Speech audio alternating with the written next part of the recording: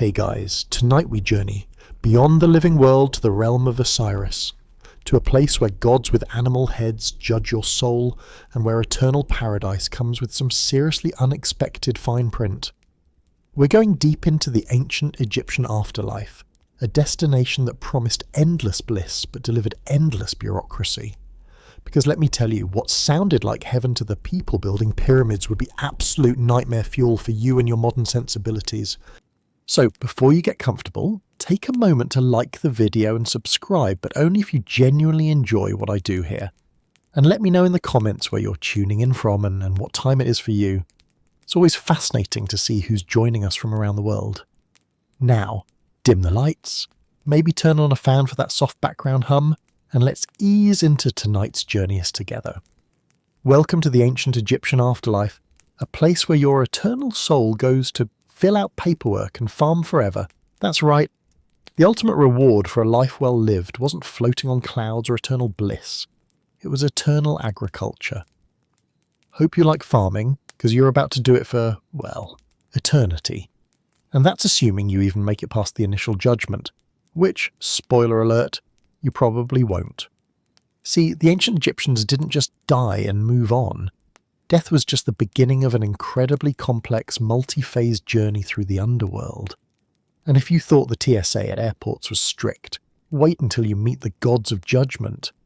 There's no fast pass through this security checkpoint, and the consequences of failure aren't just missing your flight. They're having your soul devoured by a demon, crocodilian, hippo hybrid with an appetite for moral failures. Even before you reach the afterlife, your body needs proper preparation. And by proper preparation, I mean having your brain pulled out through your nostrils with a hook, your organs removed and stored in special jars, and your entire body dried out with salt for over 2 months. Oh, and all this costs money. Lots of it. No wonder the pharaohs were buried with treasures. The afterlife had one expensive entrance fee. Let's assume somehow you make it past the initial hurdles. You've been properly mummified. Your tomb is stocked with everything you need, and your heart has somehow passed the feather test of truth. Congratulations, your reward is eternal work. That's right. The Field of Reeds, the Egyptian version of paradise, wasn't a retirement community. It was essentially the same life you had before, just forever. Hope you enjoyed your job, because the concept of retirement didn't exist. And remember all those little servant figurines called a shabti that were buried with the wealthy? Those weren't just decorative. They were magical workers meant to do your eternal chores for you. No shabtis in your tomb? Guess who's doing all that labour manually? That's right. You are, for all eternity. The class system didn't end with death. It just got more permanent. Then there's the Book of the Dead, your essential guidebook through the afterlife. Except you didn't read it during life, did you? It's hundreds of spells, incantations and passwords that you are supposed to memorize to navigate the underworld. Without it, you're essentially wandering through a cosmic maze filled with demons, all without a map or GPS. And no, there's no Afterlife smartphone with the Book of the Dead app you can quickly download. Think about everything you know about ancient Egyptian culture, religion and language. Not much, right? Well, that's going to be a problem, because you'll need to navigate a social structure where pharaohs are literal gods. Priests hold all the magical knowledge, and everyone speaks a language that's been dead for millennia. Oh, and hieroglyphs. Hope you can read those, because all the important signs and warnings are written in them. And we haven't even discussed the maintenance costs. Your quality of afterlife depends directly on your descendants remembering you, leaving offerings, and speaking your name. What happens when they forget? Your soul begins to fade. When tomb robbers steal your grave goods, your resources vanish. When archaeologists unwrap your mummy for science, well, that's a whole other level of afterlife identity theft. The ancient Egyptians spent their entire lives preparing for death because they knew the afterlife was complicated. They built massive tombs, collected sacred texts, accumulated grave goods, and learned essential spells, all to ensure safe passage and comfortable existence after death. You, on the other hand, have done none of that. You haven't prepared at all, you don't have magical knowledge, you don't have divine connections, and you certainly don't have a pyramid with booby traps to protect your remains. So tonight we're asking what would happen if you, a modern person with modern values, modern expectations, and exactly zero magical Egyptian preparation, suddenly found yourself in the ancient Egyptian afterlife. Because let me tell you, the sun god Ra isn't the only thing that will burn you in the world beyond. Your ignorance will do that just fine. This is why you wouldn't last a day in the ancient Egyptian afterlife. And trust me, by the end of this, you'll be grateful for whatever afterlife beliefs you currently hold, because the Egyptian version was both magnificent and merciless in equal measure. Let's begin with your death, because in this journey, that's just the starting line. So you've finally died in ancient Egypt. Congratulations! You've probably made it to about 35 years old, which is practically elderly by their standards. Maybe it was a crocodile attack while bathing in the Nile. Perhaps a scorpion found its way into your sandal. Or more likely, you just caught something contagious because antibiotics won't be invented for another few thousand years. Either way, your Ka life force has departed your body, and your bear personality is ready to begin its afterlife journey.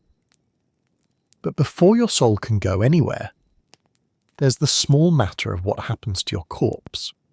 Here's where things get invasive. Within hours of your death, your body is handed over to the embalmers. These aren't just funeral directors in nice suits offering condolences. These are professional body processors who are about to put your remains through a 70-day transformation that would make any modern plastic surgeon faint. And they're starting with your brain. See that hook over there?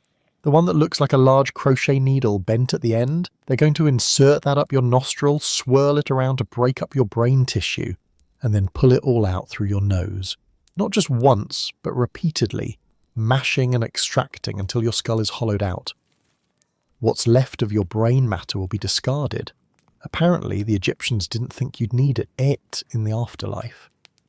They were much more concerned with your heart, which they believed was the centre of your thoughts and personality.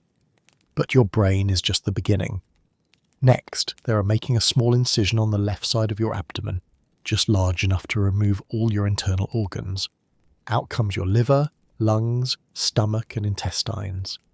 Each organ is carefully removed, washed with palm wine, dried, wrapped in linen, and placed in special containers called canopic jars. These jars aren't just practical storage. They are sacred vessels topped with the heads of the 4 sons of Horus, each protecting a specific organ. Duat, the jackal-headed god, guards your stomach.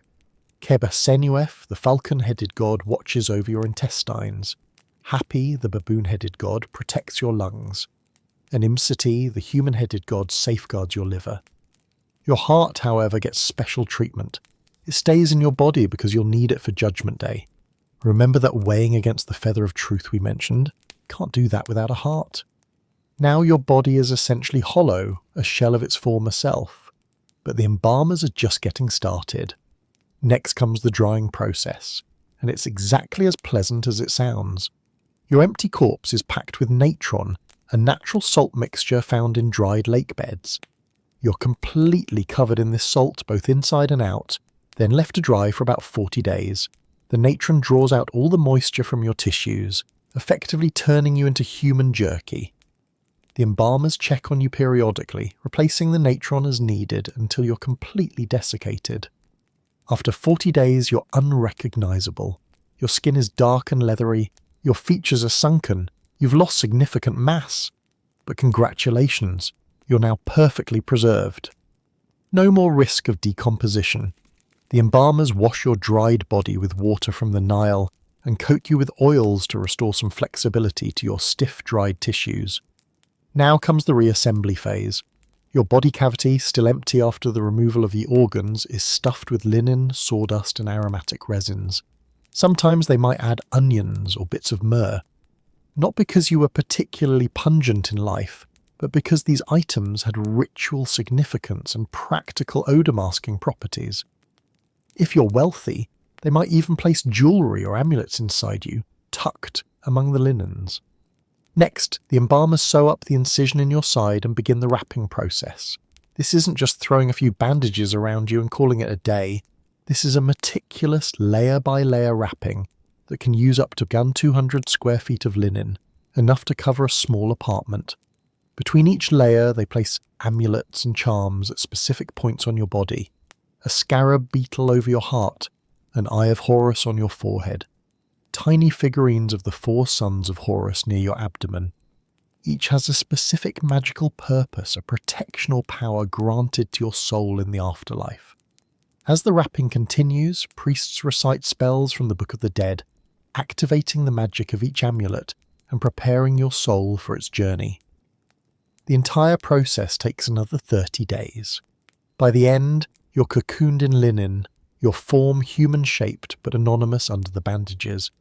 Only your face might be left visible, or an elaborate death mask placed over your head if you were important enough. And this is where the economic reality of ancient Egypt comes crashing in. Everything I've just described, that's the deluxe package, the royal treatment. If you're a pharaoh or a noble, this is what you get. Your mummy ends up in a series of nested coffins, culminating in a sarcophagus placed in a tomb filled with everything you might need in the afterlife. But what if you're not wealthy? What if you're just an average Egyptian farmer or craftsperson? Your mummification experience is going to be, let's call it, budget-friendly. Instead of carefully removing your organs through a small incision, the embalmers might use an oil enema to dissolve your internal organs and then drain them out. Instead of imported linen and precious amulets, you get local cloth and maybe 1 or 2 simple charms. Instead of individual canopic jars, your organs might be quickly treated and returned to your body cavity. And instead of a private tomb, you might end up in a common burial area with minimal grave goods. And if you're poor, forget professional mummification entirely. Your family might try a rudimentary preservation, washing your body, wrapping it in whatever cloth they can afford, and placing you directly in the hot sand, letting the natural desiccation of the desert do the work. No spells, no amulets, no elaborate coffins, just you, some cloth, and the hope that it's enough for your journey. The worst part? You knew all this while you were still alive. Every Egyptian understood the importance of proper mummification. They knew what awaited their bodies after death. The wealthy spent their lives accumulating the resources for their funeral. The middle class saved for a moderate but respectable burial. The poor did what they could and hoped for the best. Imagine living your entire life with the knowledge that your eternal fate depended on how much money you could spend on your funeral. Imagine knowing that without proper preservation, your soul might not survive the journey to the afterlife. Imagine the existential dread of realizing you couldn't afford eternal life. But let's assume you somehow received proper mummification. Your body is preserved, wrapped, charmed and placed in a tomb. Your organs are safely stored in canopic jars. You have a death mask, a coffin, and at least some grave goods to take with you into eternity. You're ready for your soul's great journey. Except there's a problem. Your soul isn't quite ready to leave yet. According to Egyptian belief, your bay, the bird-headed aspect of your soul that holds your personality, needs to return to your mummy each night to rest and rejuvenate. This reunion can only happen if your body is intact and recognizable. If your mummy is damaged, destroyed or decays, your bay has nowhere to return and your entire existence is at risk. So your eternal fate is tied to the preservation of your physical remains that are sitting in a tomb filled with valuable goods, in a society where tomb robbery was practically an industry. Not exactly the most secure retirement plan, is it? Oh, and one more thing. All those beautiful tomb paintings showing scenes of your life and the wonderful things awaiting you in the afterlife, those aren't just decoration. They're magical. Egyptians believed that what was depicted in tomb art would become real in the afterlife. So if your tomb doesn't have scenes of feasting, those feasts won't manifest for you in eternity. If there are no servants painted on your walls, you won't have help in the next world. Your afterlife experience is literally dependent on your interior decorator. But let's not get ahead of ourselves. Your mummification is complete. Your tomb is sealed. Your bar is ready to begin its journey. And what a journey it will be. Because the path to the Egyptian afterlife isn't a straight line. It's a labyrinth of trials, tests, and terrors that would make the most hardcore gaming dungeon look like a playground. And the first challenge? facing divine judgment where your heart, the one organ they left inside you, will reveal every secret, every misdeed, and every dark thought you ever had. Your journey to eternal life has just begun, and already the odds are stacked against you. But the real test is yet to come, because in the Hall of Two Truths, there's a scale waiting, a feather of divine truth, and a monster hungry for the hearts of the unworthy. And somehow I don't think your modern sensibilities have prepared you for what happens next. Your mummified body lies in its tomb, surrounded by whatever grave goods your financial situation allowed for. But your bay, that bird-headed aspect of your soul carrying your personality, has other places to be. Now begins your journey through the Duat, the Egyptian underworld, a treacherous landscape filled with demons, gods, and tests that will determine whether you reach paradise or face oblivion. The most crucial of these tests awaits you in the Hall of Two Truths, also called the Hall of Ma'at. This is it, the Egyptian version of Judgment Day. But forget everything you know about modern courts or religious judgment. This isn't St. Peter at the pearly gates checking a naughty or nice list. This is a cosmic tribunal where your entire life is laid bare, where lies are impossible, and where failure means not just punishment but complete spiritual annihilation. As you enter the vast hall, the first thing that strikes you is the audience. This isn't a private judgment, no closed-door session with a single deity. Instead, you're facing a panel of 42 divine judges, the assessors of Ma'at, each one responsible for a specific type of sin. One god watches for theft, another for lying, another for causing tears. There's even a god specifically concerned with whether you've stolen loaves of bread. That's right, they've got a dedicated divine auditor just for bread-related crimes. At the centre of the hall sits Osiris, green-skinned lord of the underworld, wrapped in white funeral linens, wearing the white crown of Upper Egypt and holding the crook and flail, symbols of his authority.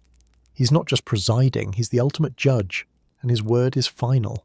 Flanking him are his sisters Isis and Nephthys, his son Horus, and the god Anubis, the jackal-headed guide of souls who has led you to this moment. Before you can even collect your thoughts, the proceedings begin. First comes the negative confession, sometimes called the Declaration of Innocence. You must address each of the 42 assessor gods individually and deny having committed their specific sin. Not just a general "I was good," but 42 separate, specific denials.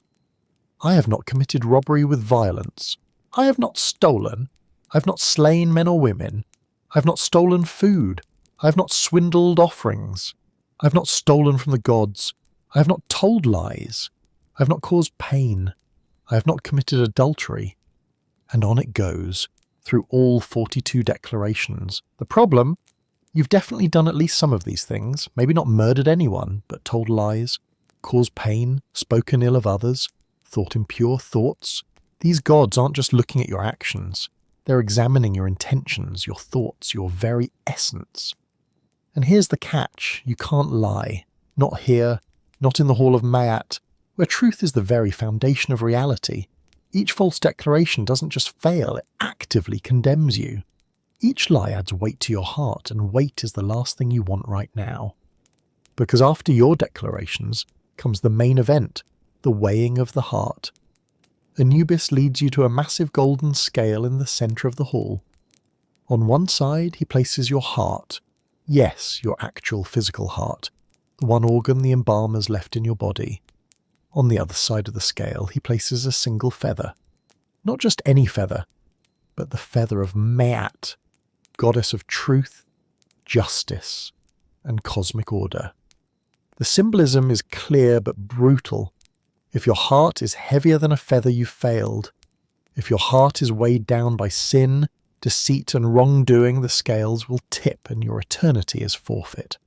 As the weighing begins, absolute silence falls over the hall. Even the gods seem to hold their breath. The scale trembles slightly as your heart settles onto one plate.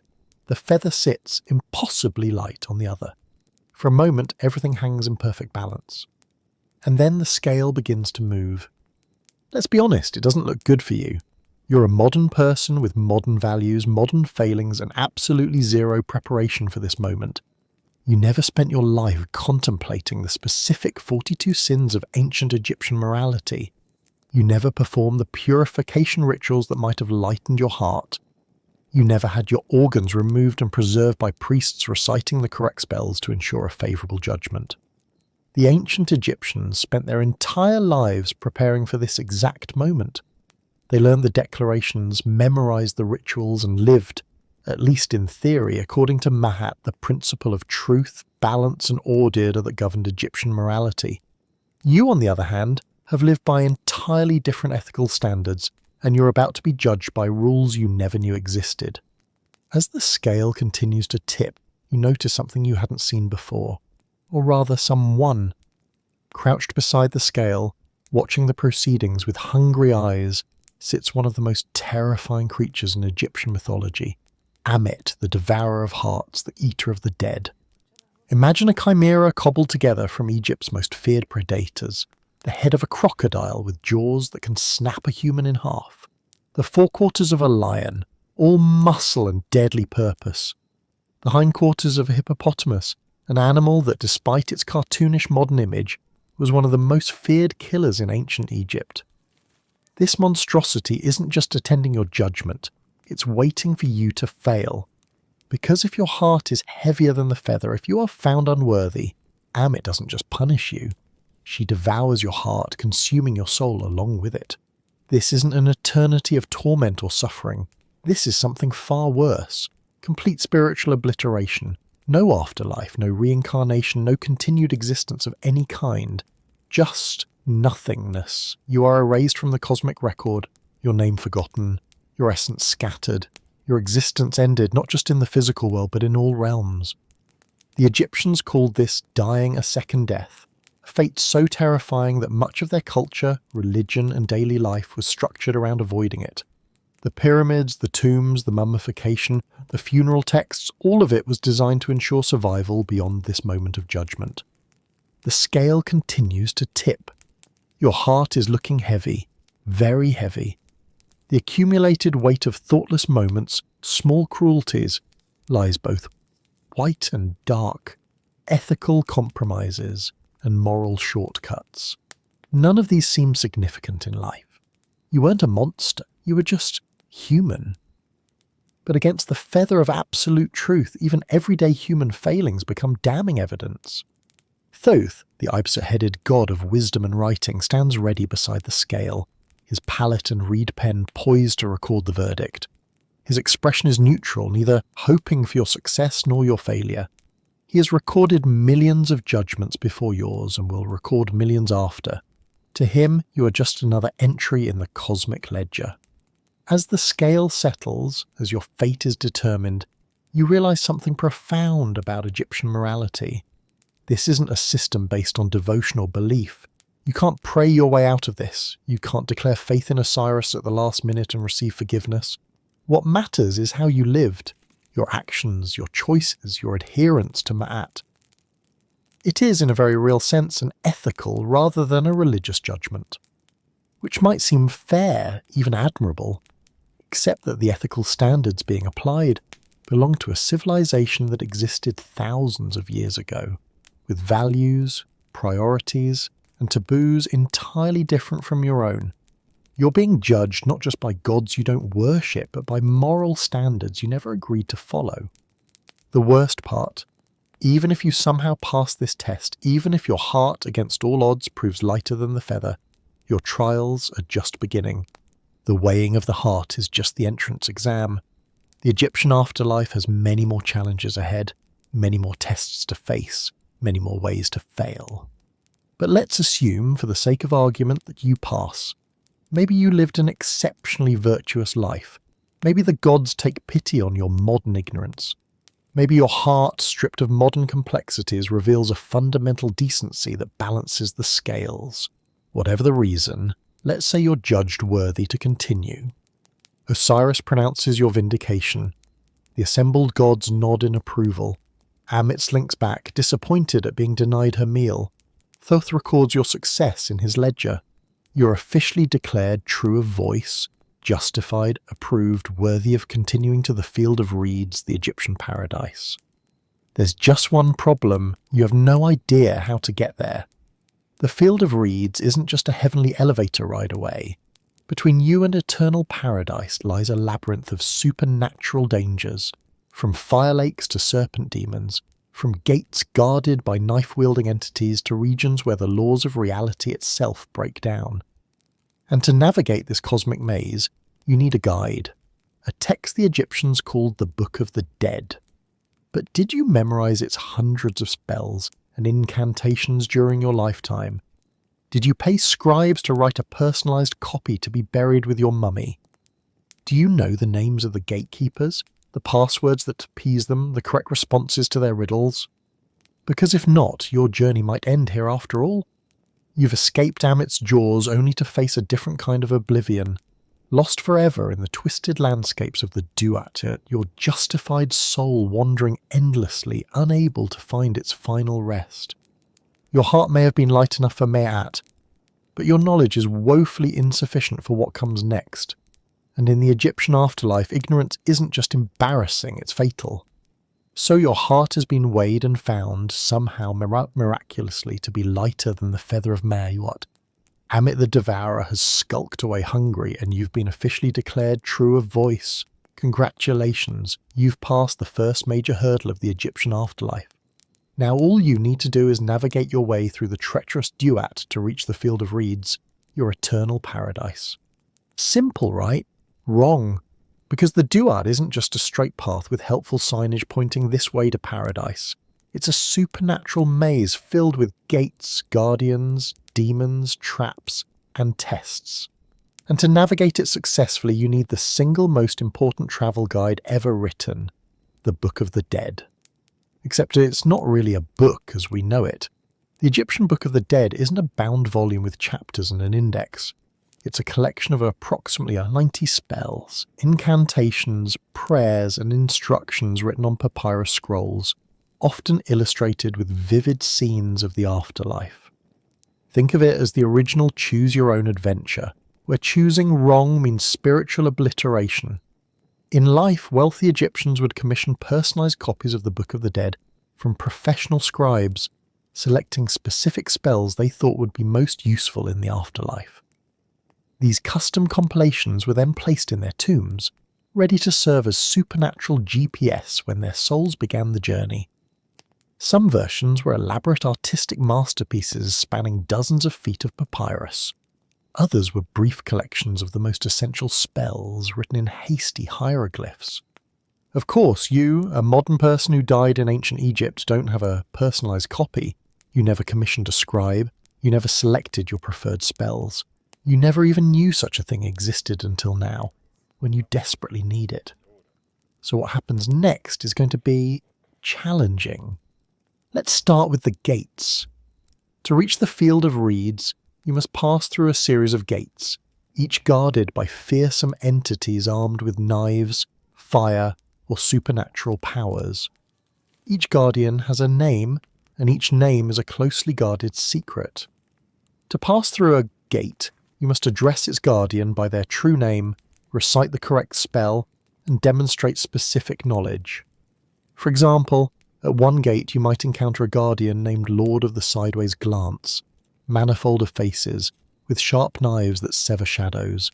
Try calling him "Hey You" and see how that works out. Spoiler, it doesn't. The correct approach would be to recite something like, "Hail to you, Lord of the Sideways Glance, manifold of faces. I know your name, I know your power. I am one who is equipped with the knowledge of magic words. Let me pass, for I am pure." But it's not just about knowing the guardian's name. You also need to know the specific gate's purpose, its relationship to the broader cosmology, and often answer riddles or demonstrate magical knowledge. And there are dozens of these gates, each with its own unique requirements. Can't remember the spell for Gate 17? Too bad. Don't know the secret name of the Guardian of the Fourth Hour? Tough luck, forgot to memorize the 147th chapter, which protects you from the knife wielders who guard the zigzag paths. Well, that's going to be a problem. And gates are just the beginning. The Book of the Dead contains spells for every conceivable danger in the afterlife. There are spells to transform yourself into different animals to overcome specific obstacles. spells to avoid having your heart taken away, spells to breathe underwater, walk through fire, or navigate in darkness, spells to avoid walking upside down, apparently a serious concern in the Egyptian afterlife, spells to avoid being caught in a fisherman's net that sweeps through the celestial waters catching unwary souls. There are even spells to avoid having to do labour in the afterlife, which, as we'll discuss later, is a major concern if you don't want to spend eternity farming crops for the gods. The ancient Egyptians who took this seriously would spend years familiarising themselves with these texts. They would recite key passages, memorise crucial names, and internalise the most important spells. Some would even practice recitations as part of their daily religious observance, training their souls for the journey ahead. You, on the other hand, are going in completely unprepared. It's like showing up to a final exam for a class you didn't know you were enrolled in, for a subject you've never studied, where failure means not just a bad grade, but the obliteration of your eternal soul. Oh, and did I mention that some of the questions on this test are actively trying to trick you? Many entities in the Duat will attempt to confuse, mislead, or trap the unwary soul. They'll present themselves as guides while leading you astray, offer false directions that lead to danger, or pose as legitimate gatekeepers while being demons in disguise. Without the Book of the Dead, you have no way to distinguish friend from foe, true path from deadly detour, legitimate test from malicious trap. You're wandering through a supernatural landscape where the geography itself can be deceptive, where pools of water might be fire in disguise, where what seems like solid ground might dissolve beneath your feet. The Book of the Dead isn't just a collection of magical words, it's a comprehensive survival guide for a realm that operates by entirely different rules than the physical world. And without it, you're not just lost, you're vulnerable to every supernatural danger the Egyptian imagination could conjure. But let's say, for the sake of argument, that you somehow muddle through. Maybe you follow other souls who seem to know where they're going. Maybe some kindly deity takes pity on your ignorance and offers guidance. Maybe you just get extraordinarily lucky. Even then, you'll eventually reach obstacles that simply cannot be bypassed without specific magical knowledge. Take, for example, the Lake of Fire. This body of blazing water must be crossed to reach certain regions of the afterlife. For the prepared soul, this isn't a problem. There's a specific spell that transforms fire into water for you, allowing safe passage. Without that spell, you're facing an impassable barrier of supernatural flame. Or consider the various demons that patrol the Duat, entities with names like Blood Drinker who comes from the slaughterhouse, or He who lives on worms. These aren't generic monsters you can outrun or outsmart. Each requires a specific approach, a specific spell, a specific piece of knowledge to neutralize or bypass. And even if you manage to avoid the active dangers, there's the fundamental problem of navigation. The Duat isn't a straightforward landscape. It includes regions like the Field of Locusts, the Isle of Flame, and the Mounds of the Netherworld. Realms that exist outside normal space and time, connected by paths that don't follow the rules of physical geography. Without a guide, you could wander forever through twilight fields and starless skies, never finding your way to paradise or back to the world of the living. This is where the economic reality of ancient Egypt comes back to haunt you. Remember how the quality of your mummification depended on your wealth? The same is true for your copy of the Book of the Dead. Wealthy Egyptians could afford elaborate, comprehensive scrolls with dozens of spells and beautiful illustrations. The middle class might manage a smaller selection of the most essential texts.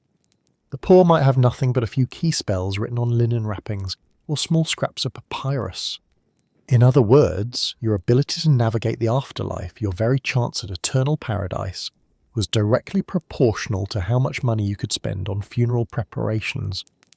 The Egyptian afterlife wasn't just stratified, it was explicitly designed to perpetuate the same social hierarchy that existed in life. The rich got deluxe accommodations and VIP treatment. The poor got the spiritual equivalent of being stranded without a map in hostile territory. And this wasn't seen as unfair or problematic, it was simply how the cosmos worked. The afterlife wasn't a great equalizer, It was a perfect reflection of the unequal world the Egyptians knew. So here you stand, a modern soul adrift in the ancient Egyptian afterlife without the one essential tool you need to navigate safely to your eternal reward. Your heart was light enough to pass judgment, but your knowledge is nowhere near sufficient for what comes next. And what comes next is a landscape that makes the most surreal nightmare seem logical and orderly by comparison. The twisting, shifting, danger-filled expanse of the Duat itself, because even with the Book of the Dead in hand, even with every spell memorized and every password known, the Egyptian underworld would still be a place of wonder and terror beyond anything your modern mind could comprehend. A place where the sun god Ra battles a cosmic serpent each night, where the laws of physics are mere suggestions, and where the geography itself is alive with divine purpose. And you're about to step into it unprepared and unguided, hoping somehow to find your way to paradise through the most elaborate spiritual obstacle course ever devised by human imagination. Without your personalized Book of the Dead, you've somehow stumbled through the initial gates of the afterlife, perhaps by luck, perhaps by following other souls who seemed more prepared. But now you find yourself fully immersed in the Duat, the Egyptian underworld, and quickly realize that underworld doesn't begin to describe the mind-bending reality surrounding you.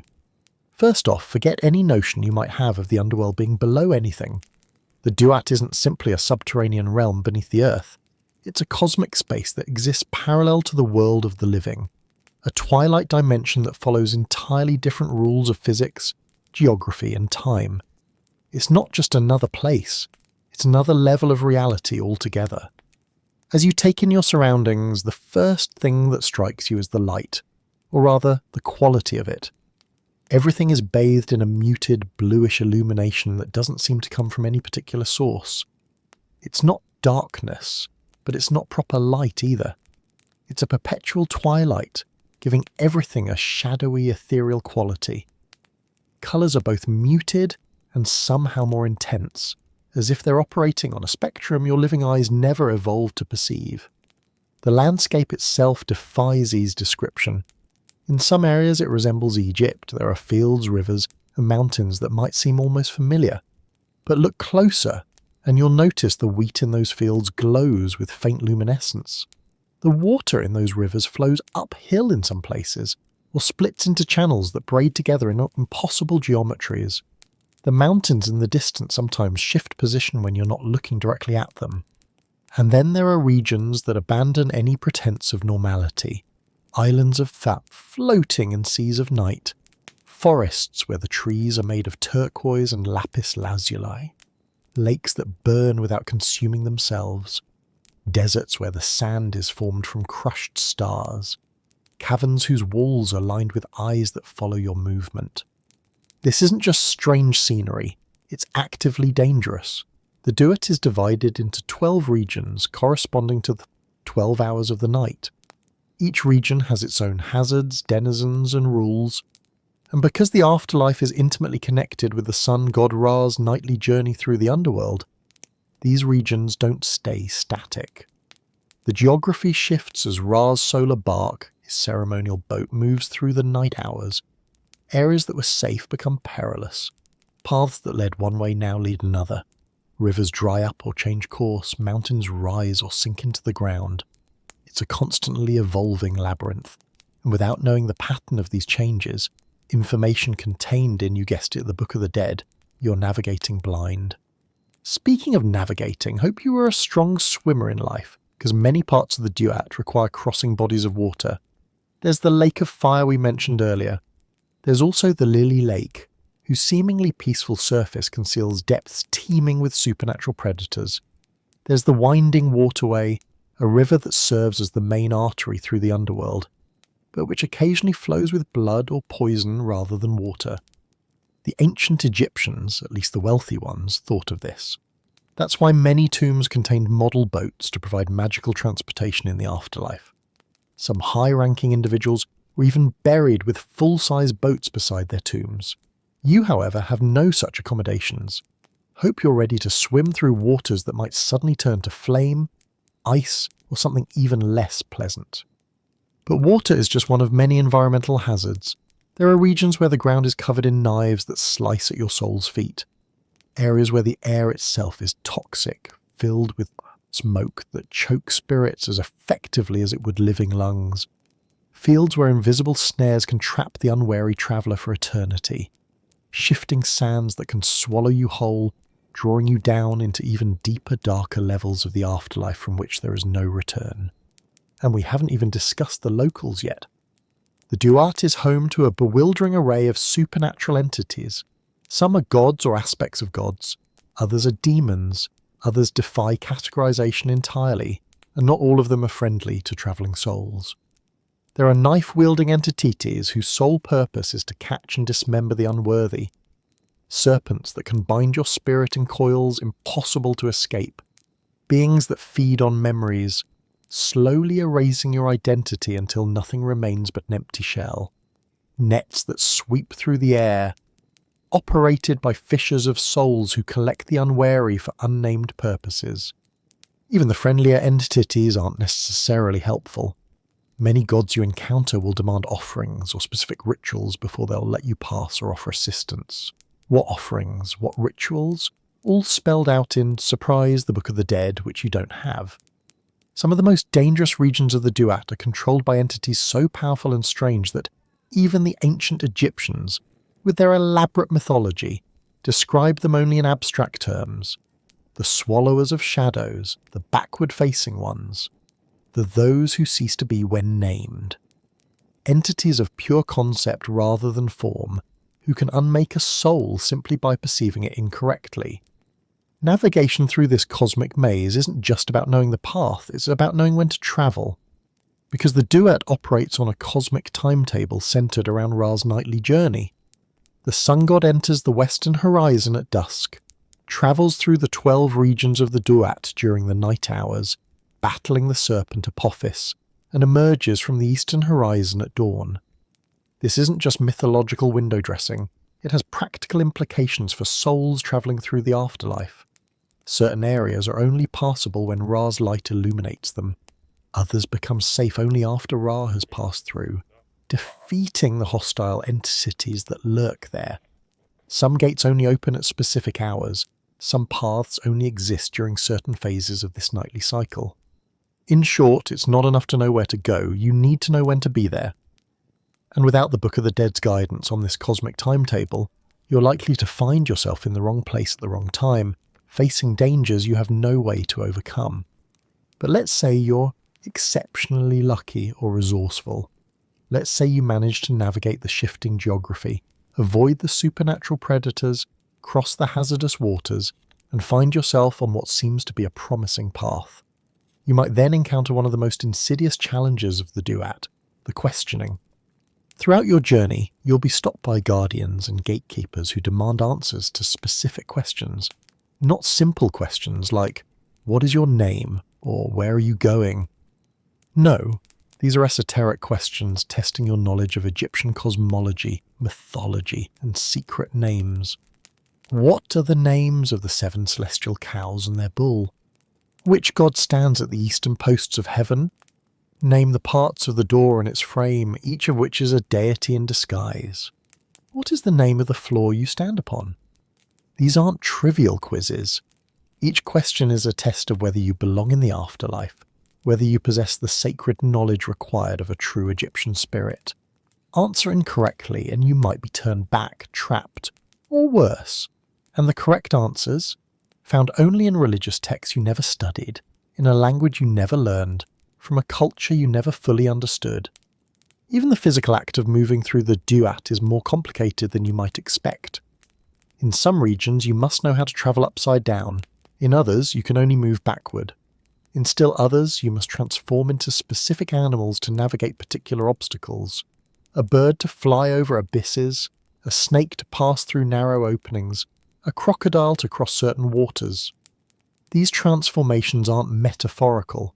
The Egyptian afterlife involved literal metamorphosis, changing your spiritual form to overcome specific challenges, and each transformation required specific knowledge, specific spells, specific ritual words, all contained in the Book of the Dead. Without this knowledge, you're stuck in a single form, unable to adapt to the ever-changing demands of the Duat. It's like trying to complete an obstacle course designed for a shapeshifter while being locked in a single, inflexible shape. The darkness is another constant challenge. Despite the twilight illumination we mentioned earlier, much of the Duat is shrouded in a darkness deeper and more absolute than anything in the living world. This isn't just an absence of light, it's a positive force, a tangible darkness that can disorient, confuse, or even harm unwary souls. Ra's solar bark is the only reliable source of light, briefly illuminating each region as it passes through, but Ra doesn't stop to provide illumination for lost souls. His cosmic journey follows a strict timetable, and when his light passes, the darkness closes in again, perhaps even deeper than before. In these periods of darkness, souls without magical protection are at their most vulnerable. The predators of the Duat hunt most actively in darkness. The paths become more treacherous, the waters more hazardous. Without the spells of illumination contained in the Book of the Dead, you're feeling your way through absolute blackness filled with entities that can see perfectly well in the dark and are hungry for unprepared souls. Time itself works differently in the Duat. In some regions, moments stretch into what feels like eternities. In others, what seems like days might pass in an eye blink. You might experience the same hour repeatedly, trapped in a loop until you discover the way to break the cycle. Or you might find yourself aging rapidly, your spiritual essence growing thin and fragile as the Duat drains your energy. And all the while, you're working against a cosmic deadline. Because your ultimate goal, reaching the field of reeds, the Egyptian paradise, isn't indefinitely available. If you take too long in your journey, if you become lost or trapped, the opportunity might pass. Your name might be forgotten in the world of the living. Your offerings might cease. Your mummy might decay beyond recognition. And without these anchors to your identity, your soul's journey cannot be completed. The Duat isn't just testing your knowledge or your spiritual worthiness. It's testing your very essence, your ability to maintain your identity in the face of cosmic forces trying to dissolve you back into the primordial chaos from which all things emerged. So here you are, a modern soul adrift in this impossible landscape, facing dangers you cannot comprehend, required to know things you never learned, expected to navigate a cosmic labyrinth without a map. The fact that your heart was light enough to pass the initial judgment seems like small comfort now, as you face the long and perilous journey through the Egyptian underworld. And even if you somehow survive all these challenges, even if you navigate the 12 regions without being trapped, devoured or erased, you still face the most intimidating encounter of all, a personal audience with Osiris himself, the god who rules this realm, who judges each soul that comes before him, and who can grant or deny your entry into eternal paradise with a single word. Against all odds, you've navigated the impossible geography of the Duat. You've dodged knife-wielding demons, crossed lakes of fire, and somehow avoided being devoured by creatures with names longer than modern pharmaceutical drugs. Now, after a journey that felt like both an eternity and an instant, time being what it is in the Egyptian underworld, you stand before the most significant threshold yet, the throne room of Osiris himself. This isn't just another checkpoint. This is the culmination of your afterlife journey so far, a personal audience with the god who rules the realm of the dead. And while you've already passed the weighing of the heart, don't think that means you're in the clear. The ancient Egyptians never made things that simple. As you approach the massive doorway leading to Osiris's throne room, you notice the walls are covered in elaborate scenes of judgment, reward, and punishment, a not so subtle reminder of what's at stake. Guards flank the entrance, not human guards, but divine entities with the bodies of men and the heads of jackals, hawks, and ibises. Their eyes track your movement with unsettling precision, and their ceremonial spears seem to hum with supernatural energy. Before you even enter, there's the matter of protocol. How exactly does one approach the Lord of the Underworld? Shuffle in hesitantly, stride confidently, crawl in prostration? The wrong choice could be seen as disrespect, and disrespect to Osiris isn't something that ends well.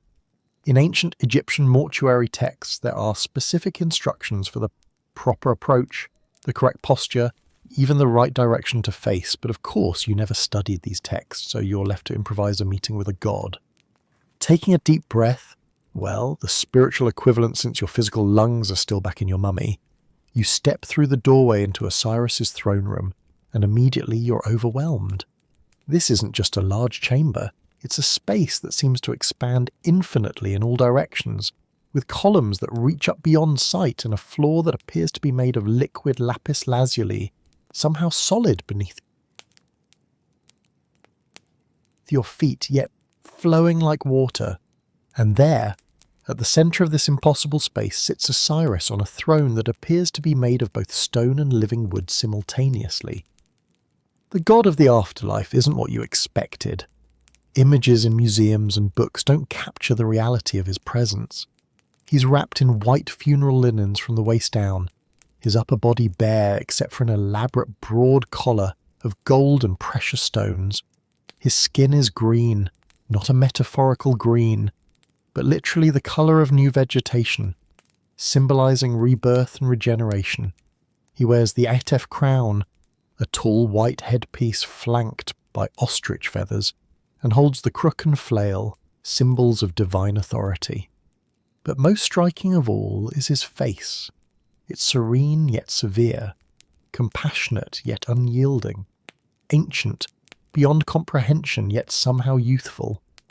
This is a being who has died and been reborn, who rules the realm of the dead not through conquest but through having experienced death himself.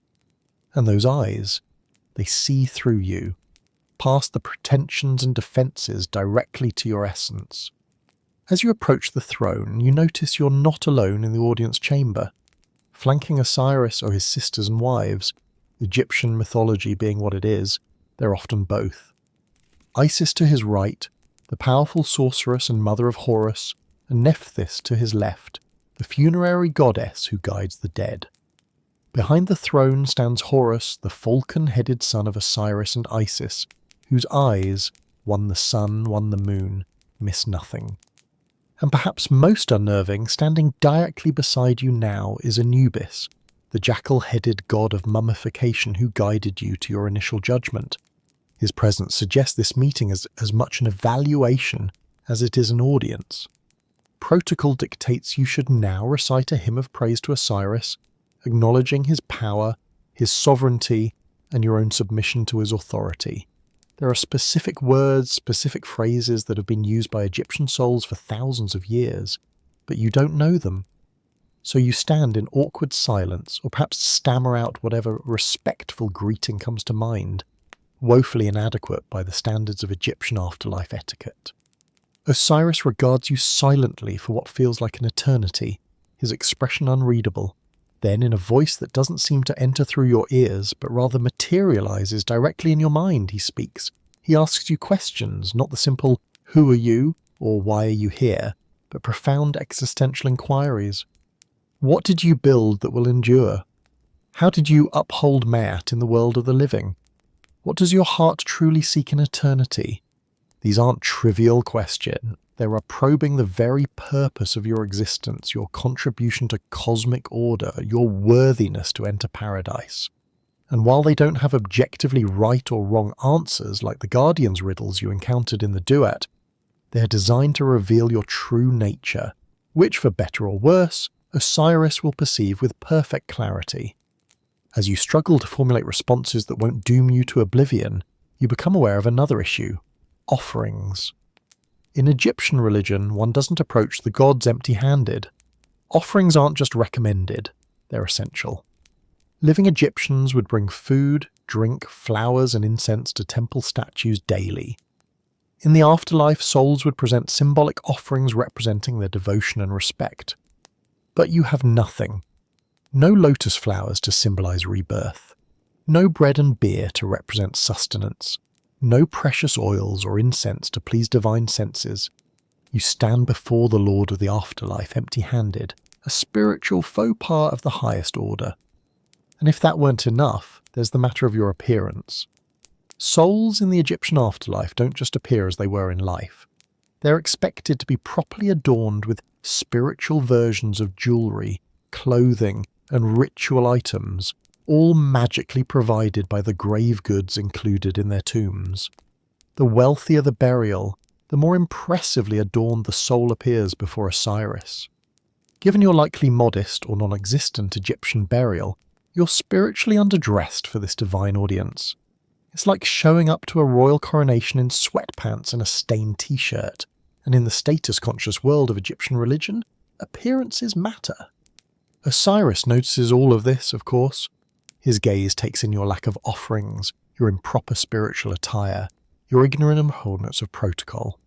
He sees the confusion in your essence, the modern sensibilities struggling to adapt to ancient cosmic laws. He perceives your alienness in this realm, not just as a foreigner to Egypt, but as a being from a time so distant from his reign that the very concepts that define your worldview would be incomprehensible to his original worshippers. And yet, despite all this, you've made it here. Your heart was judged worthy. You navigated the Duat, however clumsily. You stand before him not through proper preparation, but through sheer perseverance. Does that count for something in his estimation? Or does he adhere strictly to the ancient ways, the proper forms, the expected protocols? This is where the fundamental disconnect between modern ethics and ancient Egyptian religion becomes most apparent. In contemporary thinking, we generally believe that moral character matters more than ritual correctness, that being a good person outweighs saying the right words or performing the right ceremonies. But in ancient Egyptian thought, these weren't separate categories. Ritual correctness was moral correctness. Following proper protocols wasn't just about etiquette, it was about maintaining Mehat, the cosmic order that kept chaos at bay. So as Osiris considers your case, he's not just evaluating your moral worth by some universal standard. He's determining whether you, with your modern sensibilities, your lack of proper Egyptian burial, your ignorance of rituals, and your foreign concept of ethics, can fit into the ordered cosmos of Egyptian afterlife at all. Around you, the throne room seems to hold its breath. Isis and Nephthys exchange glances. Horus narrows his cosmic eyes. Anubis stands impassively beside you, perhaps already calculating whether he'll be escorting you to paradise or back to the darkness of the Duat. The silence stretches, and in that silence, you feel the weight of cultural incompatibility crushing down.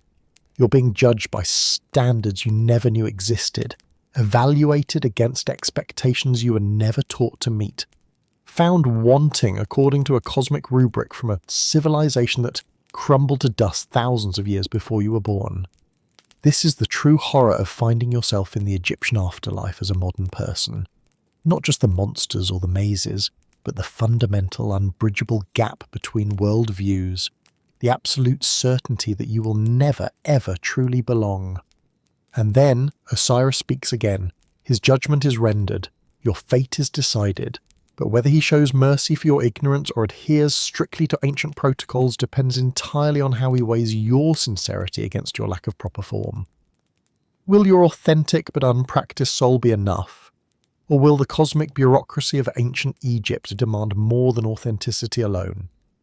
Either way, your journey isn't over, because even if Osiris grants you passage to the Field of Reeds, the Egyptian paradise, there's still the matter of what you'll do when you get there.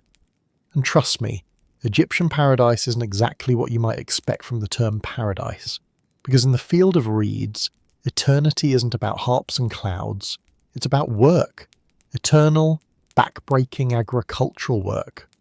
Unless, of course, you thought to bring some servants along with you. Let's assume, through some cosmic clerical error or divine mercy, Osiris has granted you passage to the Field of Reeds. Perhaps he was impressed by your perseverance. Maybe he found your modern confusion amusing. Or possibly he just had a good day. Even gods of the dead presumably have their moods. Whatever the reason, you've been approved to enter Egyptian paradise. Congratulations. There's just one small detail I forgot to mention in the brochure: the work requirement. See, the ancient Egyptians had a rather specific view of paradise. The Field of Reeds wasn't a place of eternal leisure, floating on clouds or basking in divine light. It was, quite literally, a perfect mirror of Egypt itself, complete with fields that needed ploughing, crops that needed harvesting, and canals that needed digging. The paradise part was simply that the soil was more fertile, the harvests more abundant, and the Nile more reliable than in the world of the living. But make no mistake, it was still an agricultural society, and in agricultural societies everyone works. As this realization dawns on you, you might think, surely this doesn't apply to me. I passed all those tests. I survived the Duat. I met Osiris himself. I must have earned some kind of retirement package. But that's your modern sensibility talking. The concept of retirement, of earning enough to stop working entirely, would have been completely foreign to the ancient Egyptians. Life was work. Afterlife was also work. The only difference was whether that work was done in hardship or in abundance. So here you stand at the edge of the field of reeds, looking out over endless golden fields of barley and emmer wheat, verdant gardens along perfectly straight canals, and orchards heavy with fruit. It's beautiful, certainly, idyllic even. But those fields don't plough themselves. Those crops don't self-harvest. That irrigation system doesn't self-maintain. And that's when you notice them, other souls, hundreds of them labouring in those fields. Some are driving oxen, pulling wooden ploughs. Others are bent over, pulling weeds or harvesting grain with small sickles. Some are carrying heavy baskets of produce on their heads. Others are digging or repairing canals with wooden tools. It's exactly like a scene from ancient Egyptian tomb paintings, except it's real. It's happening right now, and apparently it's going to keep happening for eternity. This is where the Ushabti come in, or rather, where they would come in if you had any. Ushabti, also called Shabti or Shawabti, are small figurines usually made of faience, wood, stone, or in fancier burials, precious materials like gold or lapis lazuli. They represent servants or workers and were placed in tombs specifically to perform labour on behalf of the deceased in the afterlife. These weren't just symbolic trinkets. In Egyptian magical thinking, they would literally animate in the field of reeds and answer when their master was called to work. The name Ushabti literally means answerer, because when divine overseers called souls to perform labour, these magical figurines would answer present on behalf of their owner and do the work instead. Each Ushabti typically had a magical spare bell carved on it, known as Chapter 6 from the Book of the Dead, which essentially said, O Ushabti, if the deceased is called upon to do any work in the realm of the dead, you shall say, Here I am. Wealthy Egyptians weren't taking any chances with eternal labour. Some tombs contained 365 Ushabti, one for each day of the year. Really paranoid or ambitious individuals might include 401, one for each day, plus overseers to manage the worker Ushabti. Pharaohs could have thousands. Tutankhamun, for instance, had 413 Ushabti in his tomb, crafted from wood, stone and faience, some quite elaborate with detailed features and inscriptions. But you have exactly 0 Ushabti, not a single magical servant to answer the work call on your behalf. No miniature labourers to till the fields, harvest the grain, or haul water while you enjoy the fruits of the afterlife. You didn't even know you needed them until this very moment, standing at the edge of eternal agricultural labour with no supernatural workforce to delegate to. This is where Egyptian social stratification extends perfectly into the afterlife. The wealthy, who could afford hundreds of Ushabti, would spend eternity in leisure while their magical servants handled all the work. The middle class, who might afford a dozen or so Ushabti, would work occasionally but have significant time off. The poor, with perhaps one crudely made Ushabti, or none at all, would work constantly forever. And it gets worse. Because Ushabti weren't just about having servants, they were about having servants with specific skills. Different types of Ushabti were designed for different tasks. Some were specifically made to plough fields, others to harvest crops, others to bake bread or brew beer, others to build and repair structures. Without the right types of Ushabti, you'd be personally responsible for every conceivable form of labour the afterlife might demand. Did you think equality finally existed in the afterlife? That death was the great leveller? Think again. The ancient Egyptians engineered their paradise to perfectly preserve the social hierarchy they knew in life. The rich are still rich, the poor are still poor, and you're still, well, you, except now it's for eternity. But maybe you're thinking, I'll just refuse to work. What are they going to do, kill me? I'm already dead. Unfortunately, it's not that simple. The field of reeds operates under divine law, the same ma'at that governed your heart's weighing. Refusing to contribute to cosmic order isn't just breaking the rules, it's actively generating Asfet, chaos, the metaphysical opposite of ma'at, and souls that promote Asfet don't get to stay in paradise. Remember Ammit, the soul-devouring chimera from your heart weighing. She's still hungry and troublemakers make excellent snacks. So you're stuck. Either you work endlessly in the fields of eternity, or you face expulsion from paradise, possibly into the stomach of a divine monster. And this work isn't metaphorical or spiritual, it's physical labour, just like in life. Ploughing is still breaking your back behind an ox. Harvesting still means hours bent over in the sun. Yes, there's sun in the field of reeds. Digging canals still means shoveling heavy mud and clay. The ancient Egyptians were an agricultural society. Their vision of paradise wasn't escape from labour, it was fruitful, successful labour without the hardships of drought, disease, or scarcity. The work itself was an intrinsic part of existence, extending seamlessly into the afterlife. Now, if you were a scribe, a priest, or some other elite professional in life, you might be thinking you'd be assigned your professional duties rather than agricultural labour. And you'd be partly right, the afterlife did preserve professional identities to some extent. But everyone, regardless of their primary role, was subject to the general labour draft for agricultural and construction work. Hence why even high officials and priests had Oshapti in their tombs. No one was entirely exempt. And here's where your modern skills prove particularly useless. Can you plough a field using an ancient wooden plough and oxen? Do you know how to hand harvest wheat with a bronze sickle? Can you repair mud brick structures or dig irrigation canals with primitive tools? Probably not. Yet these are precisely the skills required for your eternal labour. You're not just fading endless work, you're facing endless work that you have no training for, using tools you've never handled, following agricultural practices you've never learned. It's like showing up to a construction site having never held a hammer, except the foreman expects you to not only know how to build a house, but to have been doing it your entire life. The workers around you, souls of ancient Egyptians who at least grew up familiar with these tools and methods, give you looks that range from amusement to exasperation as you struggle with even the most basic tasks. They can't understand why an adult soul wouldn't know how to properly cut emmer wheat or yoke oxen for ploughing. It would be like an adult today not knowing how to use a smartphone or operate a microwave, inconceivable ignorance of the most basic life skills. Some souls might take pity on you, showing you the proper techniques. Others might avoid you entirely, not wanting your incompetence to reflect poorly on their work group. A few might even resent you, seeing your presence as an added burden on their eternal labour. And all the while, divine overseers watch, evaluating your contribution to Ma'at through your work. There's an ironic cruelty in this predicament. The ancient Egyptians spent their lives preparing for the afterlife, accumulating Ushabti, learning the necessary spells, and ensuring they'd have a comfortable eternity.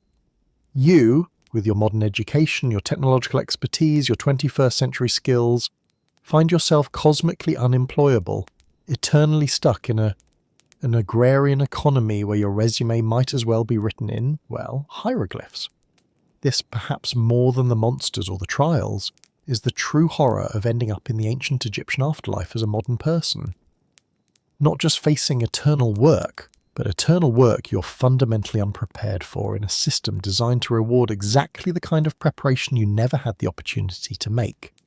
And even if you somehow adapt, even if you learn to plough and harvest and build according to ancient methods, this is your forever now. No weekends, no vacations, no retirement, just endless agricultural cycles under the perfect sun of the field of reeds, producing harvests you may never fully enjoy without the social status that comes from a proper Egyptian burial with all the trimmings. Speaking of enjoyment, that's another aspect of the field of reeds you might not have considered. Even when you're not working, how exactly do you plan to enjoy yourself in an afterlife designed around ancient Egyptian concepts of pleasure and leisure? What does the perfect paradise even look like once you step beyond the golden fields and into the places where souls rest between their labours? You've made it. After surviving mummification, judgment, the Book of the Dead, the treacherous Duat, and an audience with Osiris, and the realization that you'll be farming for eternity without magical servants, you finally reached it. Aru, the Field of Reeds, Egyptian paradise. Time to relax, right? Wrong. The Field of Reeds isn't the fluffy cloud hop strumming heaven you might have expected. It's Egypt. Again, just more perfect. And that's exactly the problem. As you gaze across the landscape, you see the Nile. Yes, the same river you bathed in during life, complete with potential crocodiles and hippos, flowing through lush fields that stretch to the horizon. The soil is black and fertile, the plants tall and vibrant. In the distance, papyrus reeds sway gently, taller and more perfect than any you saw in the living world. The sun, actually Ra, completing his daily journey, shines brilliantly, neither too hot nor too mild, just perfect, suspiciously perfect. This is the Egyptian concept of paradise, an idealized version of the Nile Valley, where crops always grow, the weather is always balanced, and work is always... work. That's right. You quickly notice people, or rather souls, working in those perfect fields. They're harvesting barley, planting wheat, digging irrigation channels. This is heaven, eternal agricultural labour. Welcome to the cosmic irony of the Egyptian afterlife. The paradise they strive for was fundamentally a better version of the life they already knew, not an escape from it. The ancient Egyptians, being primarily an agricultural society, couldn't imagine a perfect existence without the farming that sustained them. To them, a field that always yielded crops, a Nile that never failed to flood, and the ability to continue one's profession forever. That was paradise. For you, it's a nightmare in paradise wrapping. First off, you have no idea how to farm using ancient Egyptian techniques. Zero. Have you ever used a shaduf to lift water from a river to an irrigation canal? Can you tell the difference between emmer wheat and barley just by looking at the stalks? Do you know when to plant during the inundation cycle of a river that no longer floods naturally in the modern world? No, and definitely no. Yet here you are, expected to farm for eternity, without machinery, without modern fertilizers, without even a decent pair of gloves. You might think, I'll just watch others and learn. Sure, except everyone else has been doing this for thousands of years, or what feels like thousands of years. Since time works differently here, there are experts. You're the new soul who doesn't know which end of a hoe to hold. And unlike life, where you could Google ancient Egyptian farming techniques or hire someone to do it for you, here you must learn by doing, forever. Oh, and remember those Ushabti servants we discussed? The magical figurines that do your work for you? The ones you don't have? Their absence becomes painfully apparent as you watch Kubub or Neo lounging in the shade of sycamore trees, sipping beer, while their army of Wui of Ushabti toils in the fields. Meanwhile, you're sweating through your linen, hands blistered, back aching, wondering if this is really the paradise you were promised. The social hierarchy you thought you'd escape through death? Still very much intact. The pharaoh is still the pharaoh, even in the afterlife. In fact, he's now even more divine, having merged with Osiris himself. The nobles are still nobles, the priests still control religious knowledge. And you're still, you. Except now, you're you forever. But I have rights, your modern mind protests. I demand equal treatment. The gods stare at you in confusion. Ma'at, the concept of cosmic order, doesn't include your modern notions of equality. The natural order, the divine order, includes hierarchy. Always has, always will.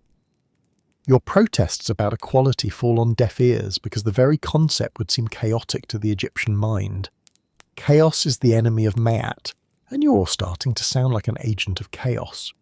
Speaking of which, there's the language barrier. Everyone here speaks ancient Egyptian, not modern Arabic, not English, not whatever language you knew in life. The hieroglyphs that decorate the temples and the monuments are living language here, and you can't read a single cartouche. Every instruction, every ritual, every important announcement might as well be, hieroglyphics to you.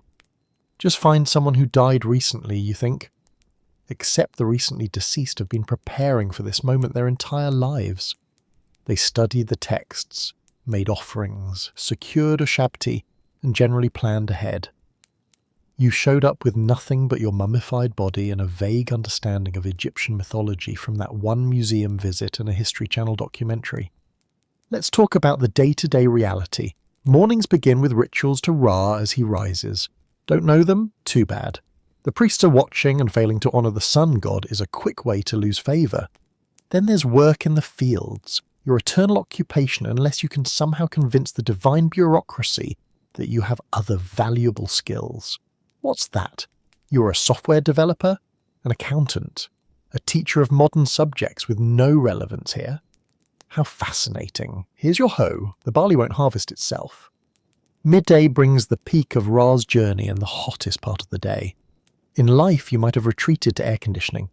Here, you seek shade under palm trees, if you can find an unoccupied spot not already claimed by someone higher in the social order.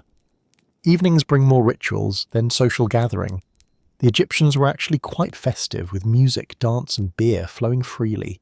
This might be the one bright spot in your eternal existence, except much of it revolves around cultural references you don't understand, inside jokes from 3,000 years ago, and musical instruments you've never heard.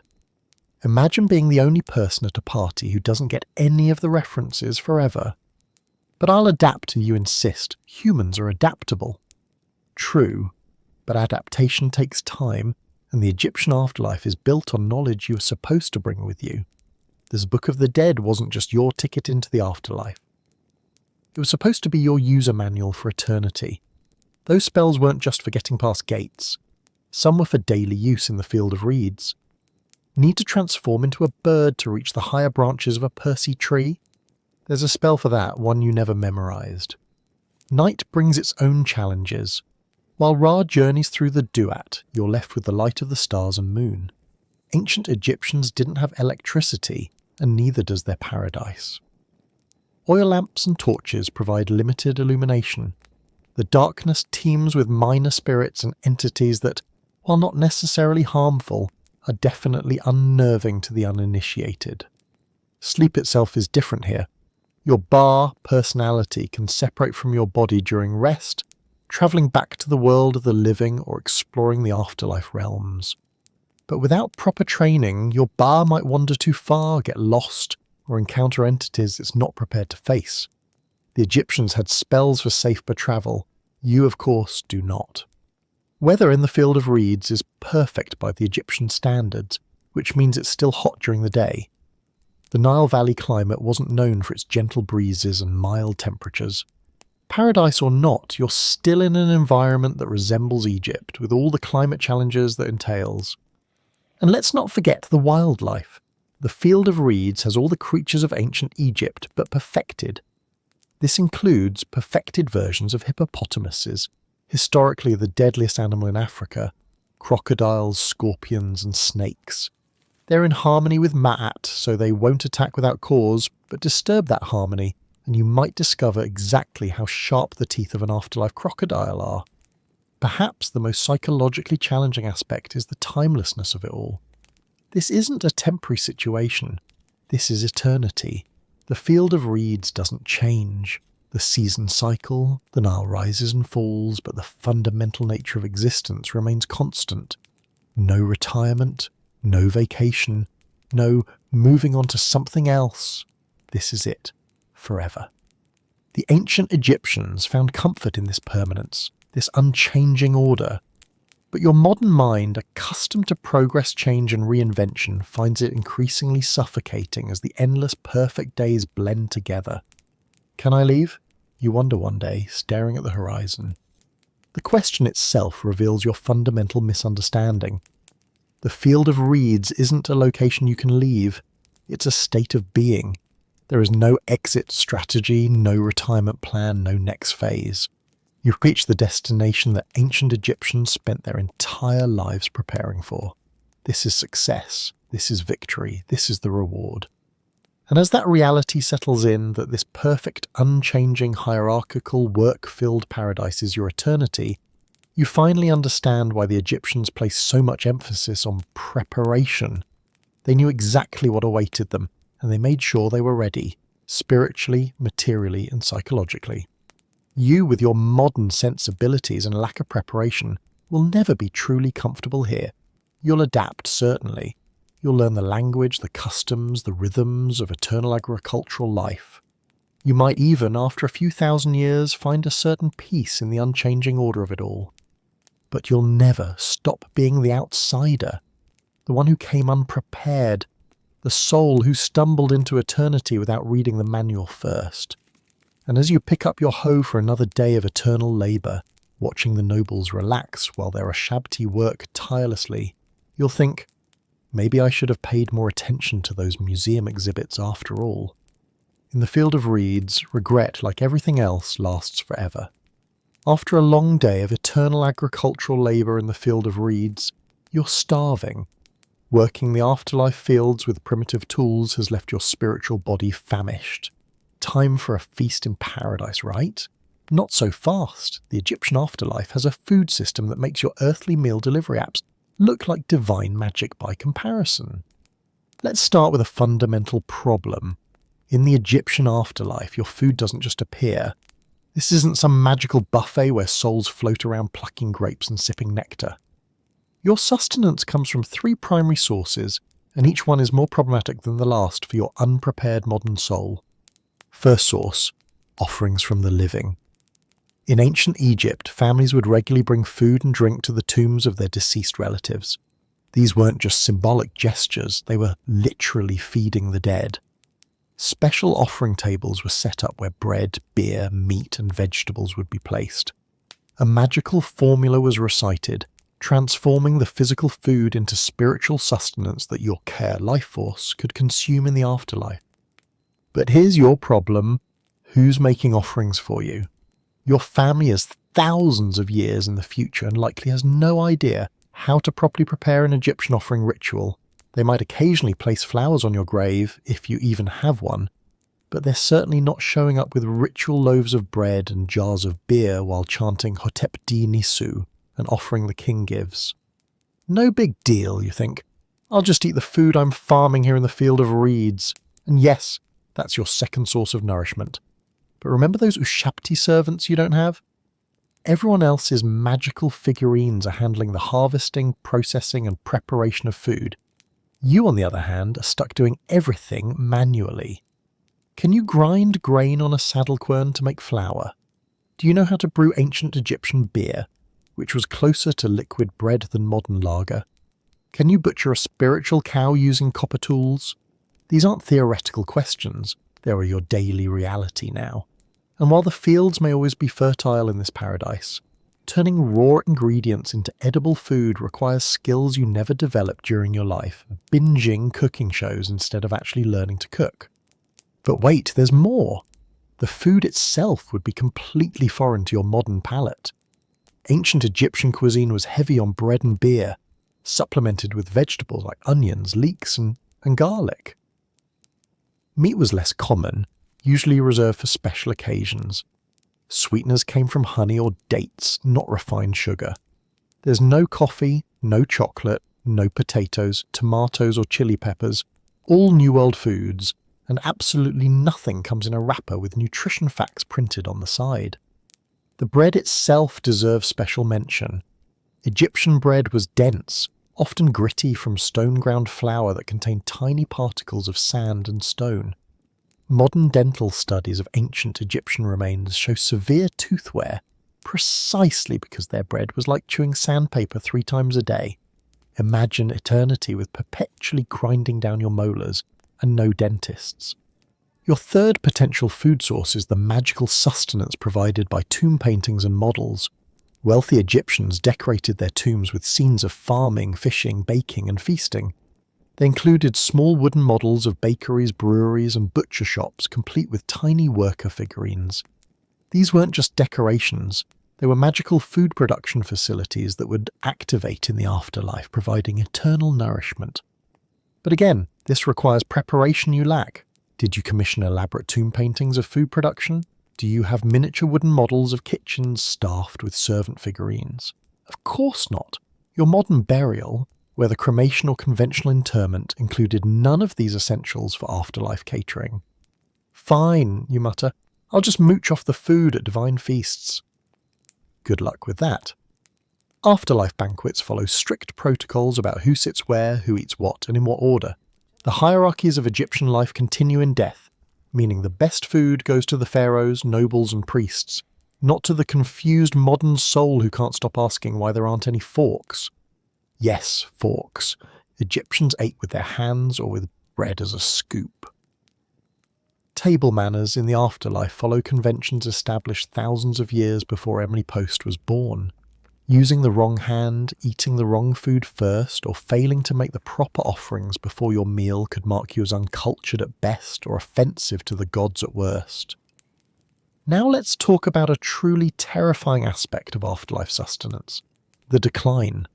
If you somehow manage to secure food initially, your supply faces a serious long-term problem: being forgotten. As generations pass in the world of the living, fewer people make offerings at your tomb. The magical food supply begins to wane. This was a genuine fear for ancient Egyptians that over time, as their names were forgotten, their afterlife existence would diminish.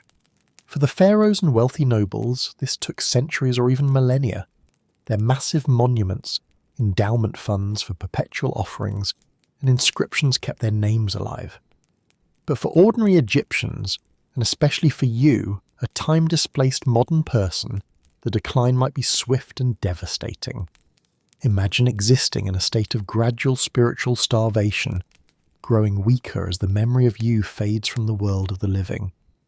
The ancient Egyptians had a term for this final obliteration, the second death, when you were completely forgotten and your name erased, cutting off your sustenance entirely. This isn't just physical hunger, it's existential fading. As offerings dwindle, your very essence diminishes. Your spiritual form grows translucent, your voice faint, your presence in the field of reeds less substantial. You become a ghost among ghosts, gradually fading toward that second, final death. Some desperate souls in this situation resort to scavenging, lurking near the offering tables of well-remembered individuals, hoping to snatch morsels of spiritual food before being chased away by tomb guardians. Others haunt the world of the living as hungry ghosts, seeking any form of acknowledgement or offering. Neither option offers much dignity. But the field of reeds is paradise, you protest. How can there be hunger in paradise? The Egyptian concept of paradise never promised an escape from the basic needs of existence, only a perfect setting in which to meet those needs. The Nile always floods on themed schedule, the soil is always fertile, the weather always ideal for growing crops, but you still need to work, still need to eat, still need to be remembered. There's an alternative, though it's not much better. Some ancient texts suggest that followers of Ra could join his solar bark boat and travel with him through the sky during the day and the underworld at night.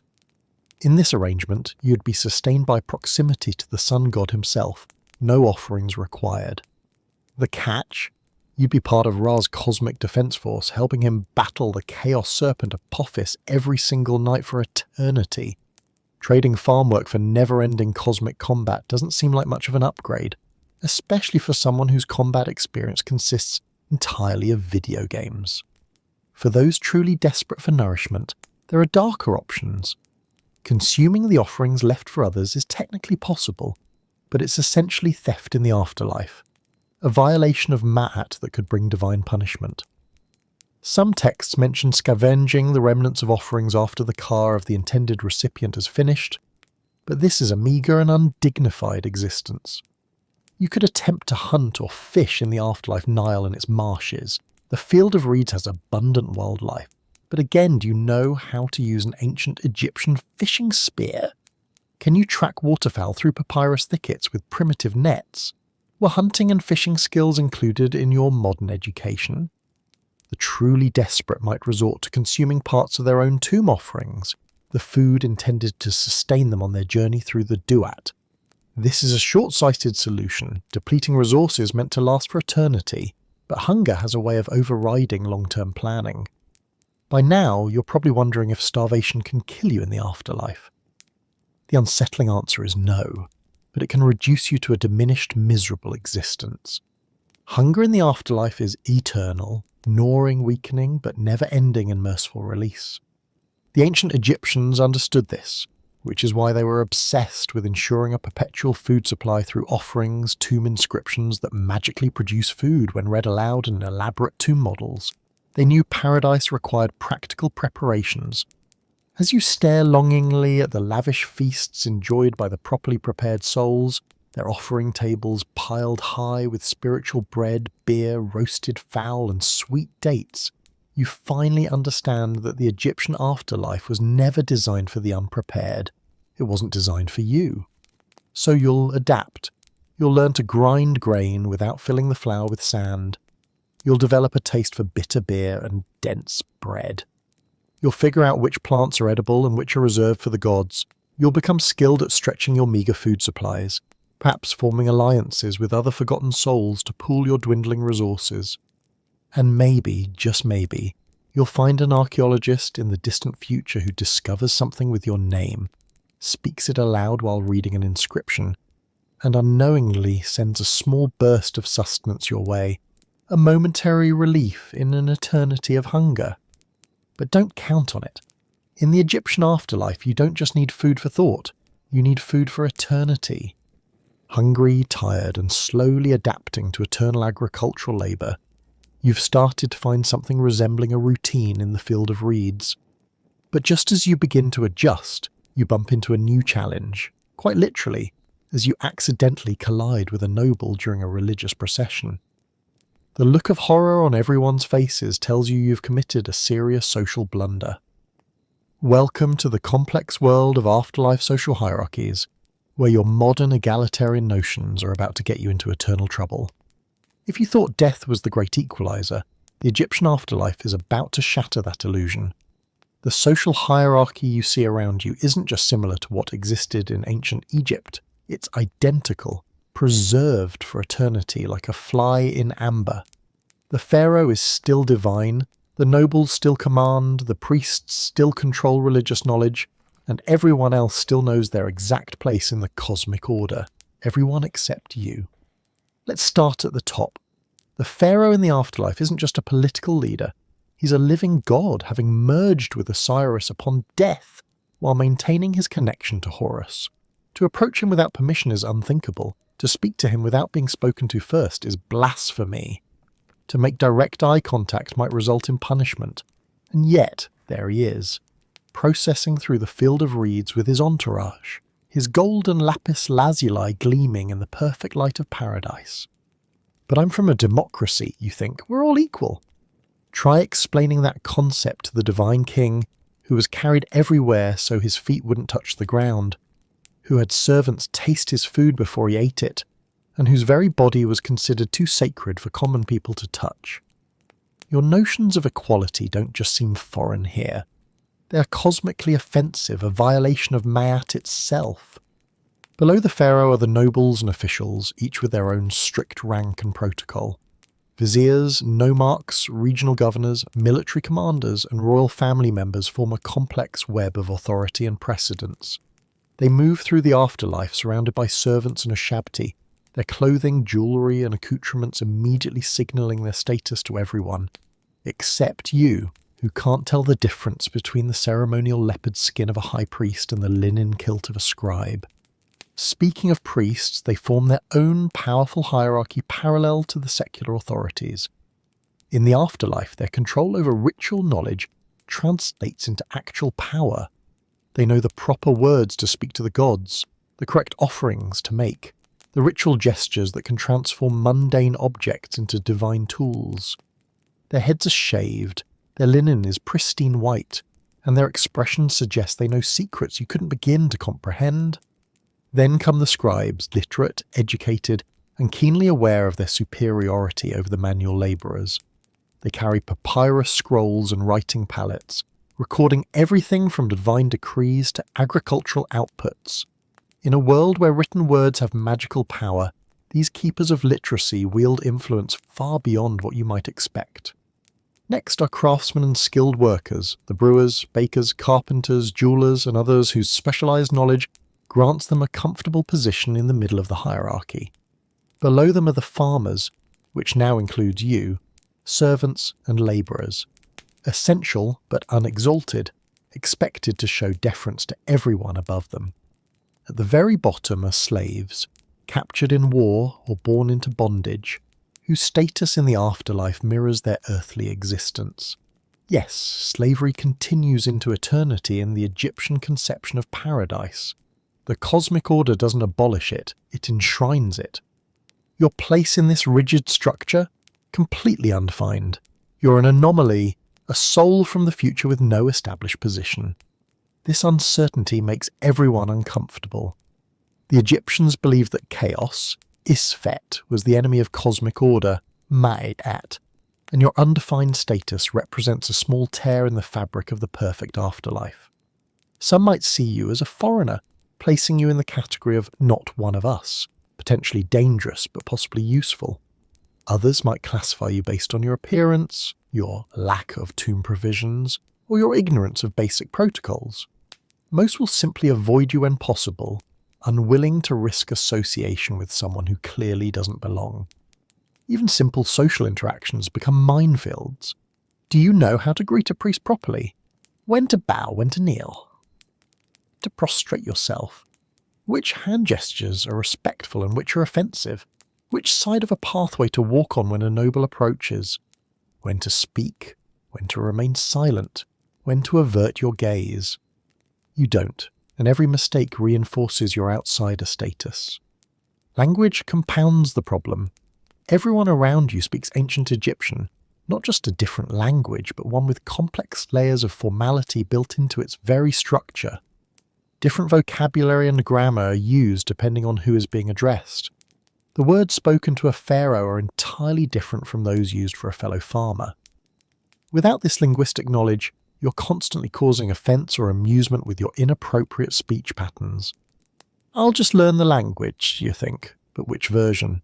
Court Egyptian, priestly Egyptian, common Egyptian. Each social stratum has its own dialect and acceptable phrases. Using high-status language when you're perceived as low-status is presumptuous. Using common speech when addressing your betters is disrespectful. It's a linguistic labyrinth with no escape. Then there's the matter of appearance. Your clothing, jewellery or lack thereof, hairstyle, and even the way you carry yourself instantly communicate your status to everyone around you. The Egyptians were masters of visual social signalling. The number of pleats in a kilt, the style of a collar, the material of sandals, all these are readable signs to everyone but you. With your limited resources and lack of appropriate tomb goods, you're stuck wearing the simplest linen, marking you as common regardless of your education or achievements in life. Your attempts to explain your former status as a whatever impressive job you had fall on deaf ears. Without the visual signifiers of status, your claims sound like delusions. But I'll make friends, you insist. Surely some kind soul will help me navigate this system. Friendship across social boundaries was rare in ancient Egypt and remained so in the afterlife. The noble has noble friends. The priest associates with other priests. The scribe socializes with fellow scribes. Cross-class relationships were primarily transactional, service flowing upward, patronage flowing downward. The concept of friendship as an equal relationship between people of disparate status would seem as foreign as your smartphone. Your best hope lies with fellow foreigners, other outsiders who don't quite fit the rigid Egyptian hierarchy. Perhaps Nubians, Libyans, Canaanites, or even Greeks and Romans from later periods. They've had to adapt the Egyptian afterlife too, creating small communities of others who help each other navigate the complexities of eternity among the Egyptians. But even these potential allies have advantages you lack. They at least lived in the ancient world, understanding hierarchical societies, polytheistic religion, and life without modern conveniences. You're not just a foreigner, you're a time traveller, separated by thousands of years of cultural evolution.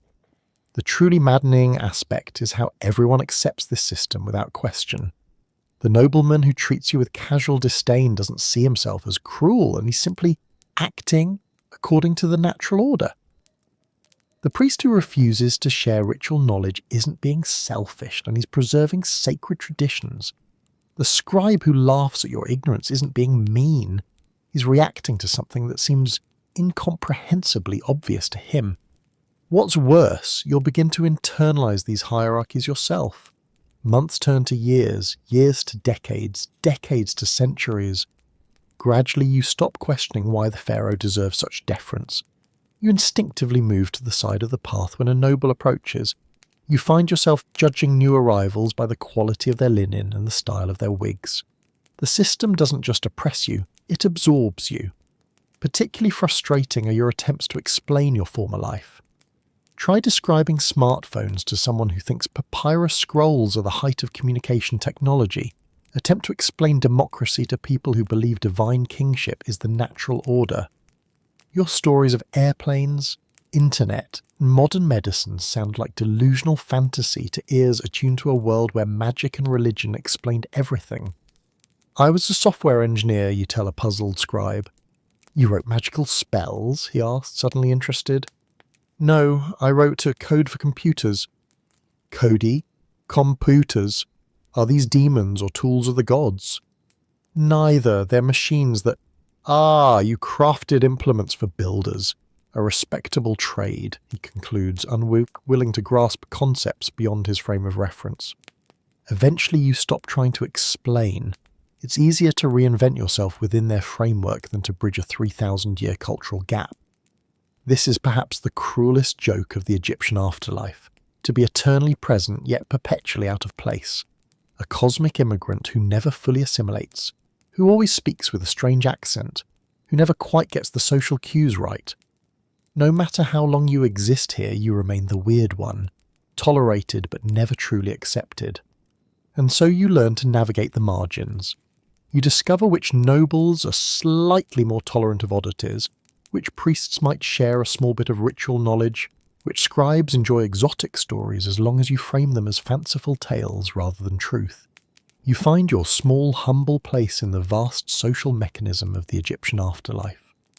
It's not the position you would have chosen. It's certainly not what you deserved based on your earthly accomplishments, but it's what you have, a precarious foothold in an eternal social system that was never designed to include someone like you. Welcome to your afterlife social status, eternal outsider. At least the view from the margins gives you perspective, cold comfort in a paradise built for someone else. You've managed to establish a precarious existence in the field of reeds. You've figured out which end of a hoe to hold, learned enough ancient Egyptian to avoid daily catastrophic social blunders, and even found a few other outsiders who don't mind your strange accent and bizarre stories about airplanes and Netflix. But just as you're settling into the rhythm of eternity, you feel it, a sharp, inexplicable pain that seems to come from nowhere and everywhere at once. Something is wrong, not here in the afterlife, but somewhere else, somewhere back in the physical world. Something is happening to your tomb. In the Egyptian afterlife, your eternal existence isn't just influenced by what happens here in the divine realm, it's inextricably linked to what happens to your physical remains and the tomb that houses them. Your mummy, your grave goods, your inscriptions, these aren't just things you left behind, they're anchors for your afterlife existence, tethering your soul to reality itself. And right now, someone is tampering with those anchors. Tomb robbery wasn't just a crime in ancient Egypt, it was cosmic sabotage, a violation not only of property but of a soul's eternal future. Yet it happened constantly. From the earliest dynasties to the present day, tomb robbers have broken into sacred spaces, unwrapped mummies, and stolen precious grave goods with shocking regularity. Even the great pharaohs weren't safe. Of all the royal tombs in the Valley of the Kings, only Tutankhamun's was discovered relatively intact, and that was more accident than design. But I don't have a fancy tomb, you might think. I wasn't buried with gold or jewels. That doesn't matter. Modern archaeological excavation is, from the Egyptian perspective, just scientifically methodical tomb robbery. The archaeologist who carefully documents while digging is still, in the end, disturbing your eternal rest. The museum curator who places your mummy in a climate-controlled display case is still separating your body from the protective spells and images meant to sustain you in the afterlife. The first intrusion might feel like a distant earthquake, unsettling but survivable. Perhaps it is construction workers accidentally unearthing your burial site. Maybe it's archaeologists carefully documenting your grave. Or possibly it's actual thieves hurriedly breaking through to snatch whatever looks valuable. Regardless of their intentions, the violation has consequences in the afterlife. You feel disoriented as your Ushabti figurines, assuming you had any, suddenly disappear from the fields. The magical food generated by your tomb paintings diminishes as those images are exposed to light and air, their magic weakening. The protective amulets wrapped within your bandages, gone, now sitting in museum display cases or private collections, their spiritual power severed from your soul. This is more than inconvenience, it's existential danger. In the Egyptian worldview, the preservation of the body was essential for the continued existence of the soul. The elaborate mummification process wasn't just tradition, it was spiritual technology, designed to provide your Kayan Bey with a place to return to and reunite. When your mummy is unwrapped, damaged or destroyed, that anchor is weakened or lost entirely. You feel this as a profound instability, as if portions of your afterlife identity are becoming transparent, fading at the edges. Parts of your memory begin to blur, and your connection to the field of reeds itself seems to flicker, like a bad Wi-Fi signal connecting you to existence. Surely this doesn't happen to everyone, you think desperately. The Egyptians must have planned for this possibility. They did try. Wealthy Egyptians built false chambers in their tombs to fool robbers, scattered protective curses like supernatural landmines, and even employed actual tomb guards for generations. Pharaohs hid their tombs in remote valleys, behind false doors, beneath tons of stone. Some arranged to be buried with decoys, additional mummies that would ideally be found and disturbed instead of their true remains. But these were delaying tactics, not permanent solutions. Given enough time, almost every tomb is eventually breached. And time is the one thing the afterlife has in infinite supply. Perhaps worse than the physical disturbance is what happens next in the modern world.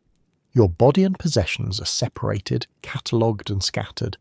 Your mummy might go to one museum, your canopic jars to another. Your Ushabti figurines become collector's items, sold individually to private buyers. Your Book of the Dead papyrus, if you had one, is unrolled, cut into sections and displayed in fragments around the world. In the afterlife, this dismemberment of your grave goods feels like parts of your spiritual body being pulled in different directions. The magical objects meant to work together as a system now exist as curios, their power fractured. The spells written on your tomb walls no longer activate because half the hieroglyphs are in London and the other half in Cairo. But the greatest threat doesn't come from tomb robbers or archaeologists, it comes from something far more mundane and inevitable, being forgotten. The Egyptians understood that existence itself was tied to memory. To be remembered was to exist. To be forgotten was to face a second, more permanent death. This wasn't just philosophy, it was metaphysical reality. The offerings that sustained you in the afterlife depended on people remembering your name, speaking it aloud and making dedicated tributes to your memory. As the decades and centuries pass in the world of the living, fewer people remember. Eventually no one makes offerings at your tomb. No one recites the prayer formula with your name. The hieroglyphs identifying you may still exist on stone or papyrus, but if no one reads them aloud, their power diminishes. In the field of reeds, this forgetting manifests as a gradual fading. Colours around you seem less vivid. Your voice carries less weight. Other souls look through you as if you're becoming transparent. The crops you tend yield less harvest. Your portion at communal feasts grows smaller. What's happening to me? And you ask an ancient priest. Yeah. One of the few who still acknowledges your existence. Your name is no longer spoken among the living, he explains with the resignation of one who has seen this countless times. Your car receives no offerings. Your memory fades from the Blackland. Soon you will face the second death. But I'm still here, you protest. I still remember who I am. For now, he says, but without your name being spoken, without offerings to sustain you, without your image among the living, eventually even you will forget yourself. This is the ultimate horror of the Egyptian afterlife, not just being forgotten by others, but eventually losing your own identity, fading like a ghost until nothing remains but a vague consciousness, unsure of its own name or history. The Egyptians had a specific practice to counter this fate, one that would seem particularly horrifying to modern sensibilities: the deliberate destruction of another's memory. Damnatio memoriae, the condemnation of memory, involved chiselling names from monuments, scratching faces from statues, and removing all record of a person's existence. This wasn't just political revenge, it was metaphysical murder, an attempt to erase someone from the afterlife itself. You feel a chill as you realise this could happen to you. What if your grave marker weathers away? What if your name becomes illegible? What if the museum storing your remains closes, and your mummy is placed in an unmarked warehouse, your identity reduced to a fading catalogue number? Some souls find creative solutions. They attach themselves to more famous individuals, becoming part of their entourage, hoping to piggyback on their enduring fame. Others haunt archaeological sites, museums, or universities, drawing near when their names are occasionally spoken during lectures or tours, absorbing that momentary recognition like a dying plant soaking up a rare raindrop. The truly desperate resort to more extreme measures. They attempt to possess or influence the living, forcing recognition of their existence. They become the restless dead of folklore, not because they're malevolent, but because they're fighting against oblivion with the only tools they have left: fear and disruption. Anything to be noticed, anything to be remembered. You find yourself lingering near any portal between worlds, dreamscapes, thin places, mirrors, crossroads, hoping for some connection to the living world, some chance to remind humanity that you existed. You grasp at any mention of topics related to your life, any passing reference to your era or field of expertise. You're becoming a ghost in the most literal sense, not because you wish to haunt, but because you're being erased. The final insult: modern people taking selfies with your mummy at a museum, turning your sacred vessel into a social media moment without bothering to read your name on the display card. They treat your eternal body as a curiosity, a creepy background for their photos, never realizing that each unspoken name, each mislabeled artifact, each body separated from its spiritual tools, is a small apocalypse for a soul in the field of reeds. In a bitter twist, the pharaohs and elites who built massive monuments often fare better in this respect. Ramesses II, Tutankhamun, Enkidu, and Nefertiti remain household names thousands of years after their deaths. Their faces are recognized worldwide. Museums host blockbuster exhibitions of their treasures. Documentaries explore their lives. Their names are spoken daily by thousands of tourists, guides, and scholars. In the afterlife, they remain strong, vital, remembered, proper nouns rather than anonymous statistics. Meanwhile, countless ordinary Egyptians fade into oblivion, their names lost, their remains unlabeled in museum storage, their afterlife existence growing dimmer with each passing century. And you? You're somewhere in between. Perhaps your name appears in family records, on a headstone, in an obituary archived on some digital database. But how long will even those traces last? How long before your name goes unspoken for years, then decades, then centuries? In the field of reeds, you find yourself instinctively writing your name on anything that will hold a mark. You repeat it to yourself like a mantra. You introduce yourself to every new arrival. You do anything to reinforce your identity against the cosmic tide of forgetting that threatens to wash you away. Because in the Egyptian afterlife, the final death isn't physical, it's memorial, and it's always approaching one forgotten syllable at a time. Fading from existence as your name is forgotten on Earth is terrifying enough, but there's another challenge that fills your afterlife days with frustration: paperwork.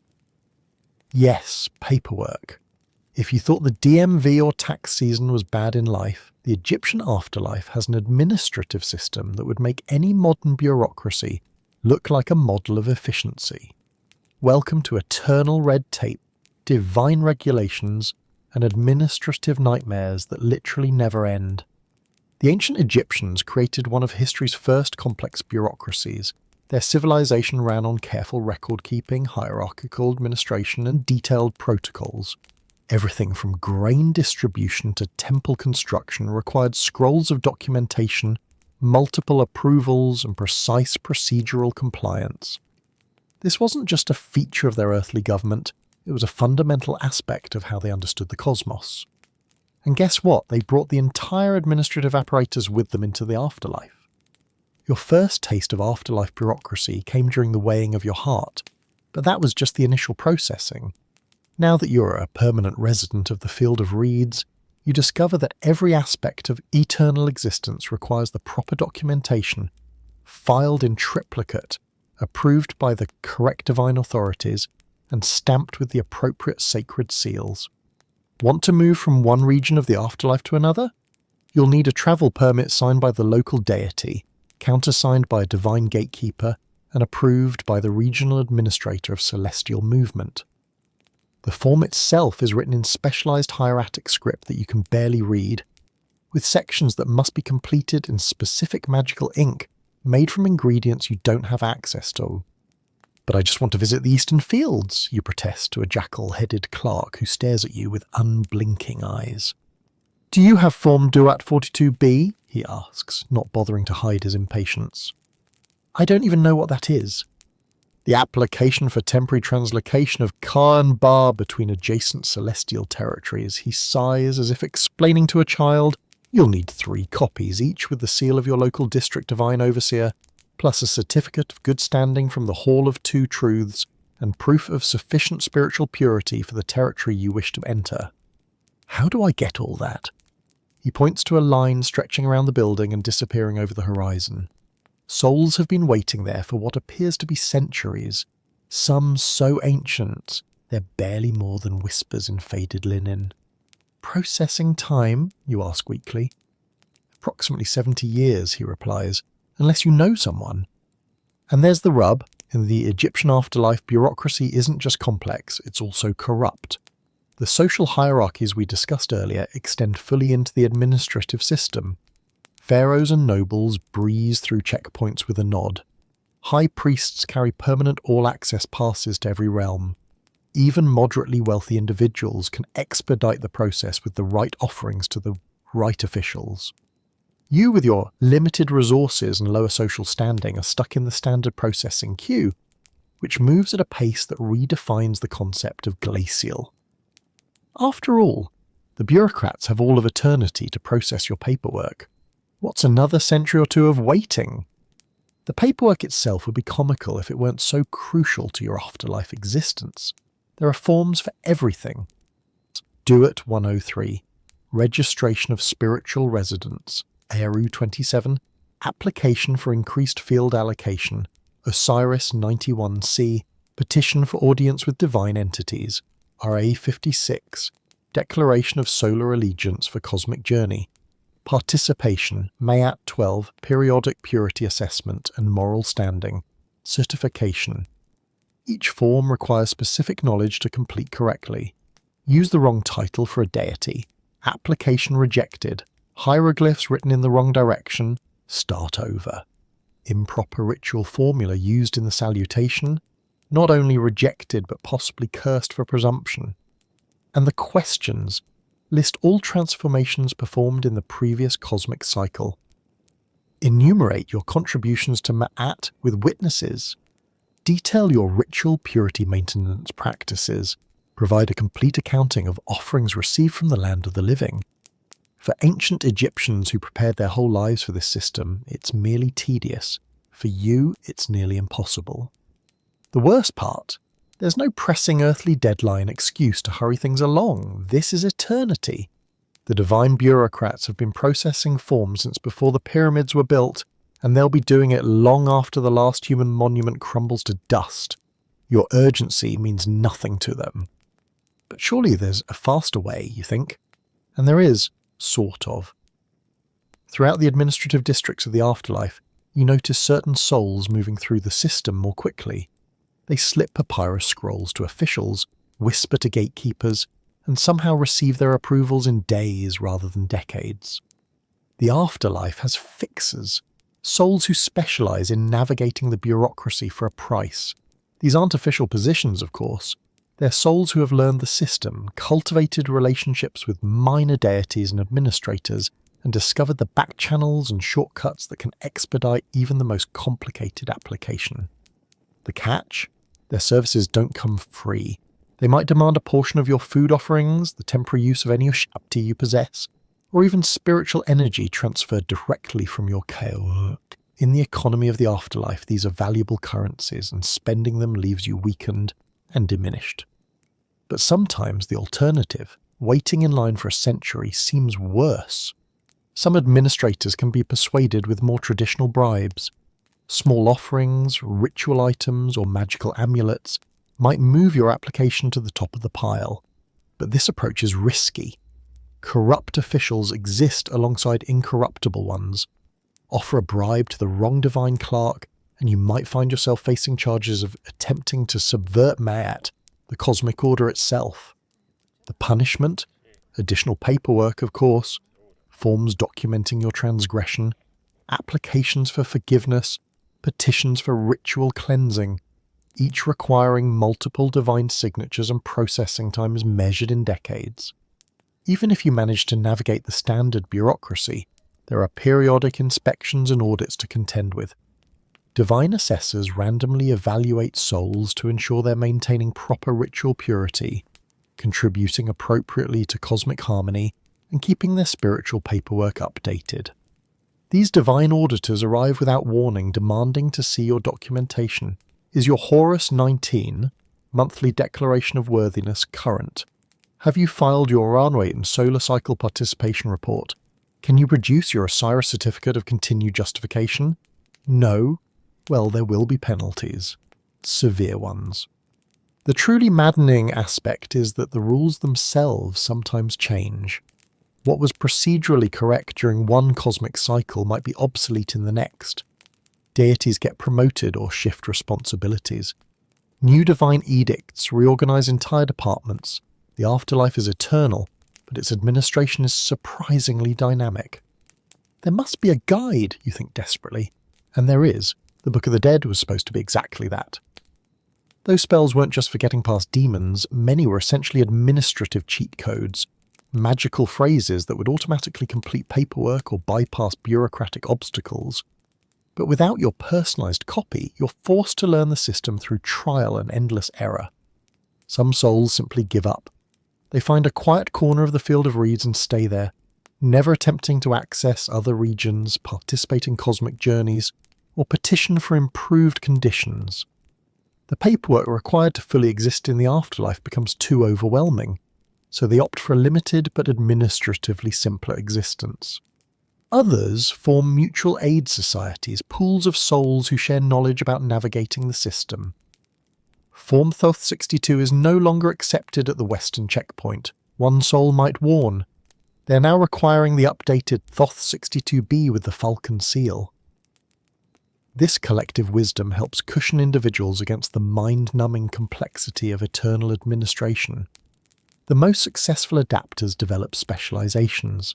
They become experts in one narrow aspect of afterlife bureaucracy, perhaps the paperwork required for transforming into animals, or the specific protocols for accessing the sacred lakes.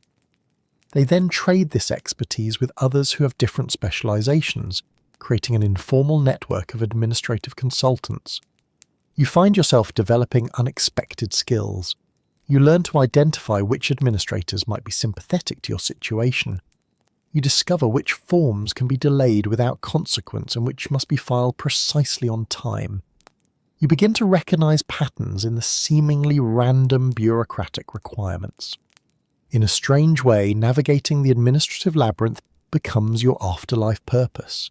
Each successfully filed form, each approved application, each bureaucratic obstacle overcome feels like a victory against a system never designed for someone like you.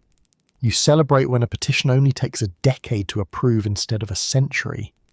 And occasionally, very occasionally, you find moments of startling humanity within the divine bureaucracy.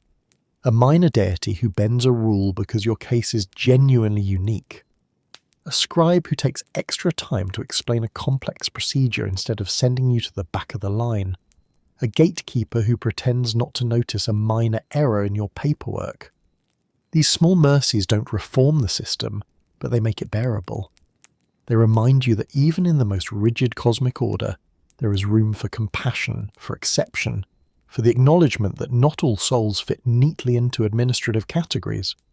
So you adapt, you learn, you navigate, you develop the patience of the immortal that you now are. You come to understand that in the Egyptian afterlife, bureaucracy isn't just an annoying feature, it's a fundamental expression of Ma'at itself.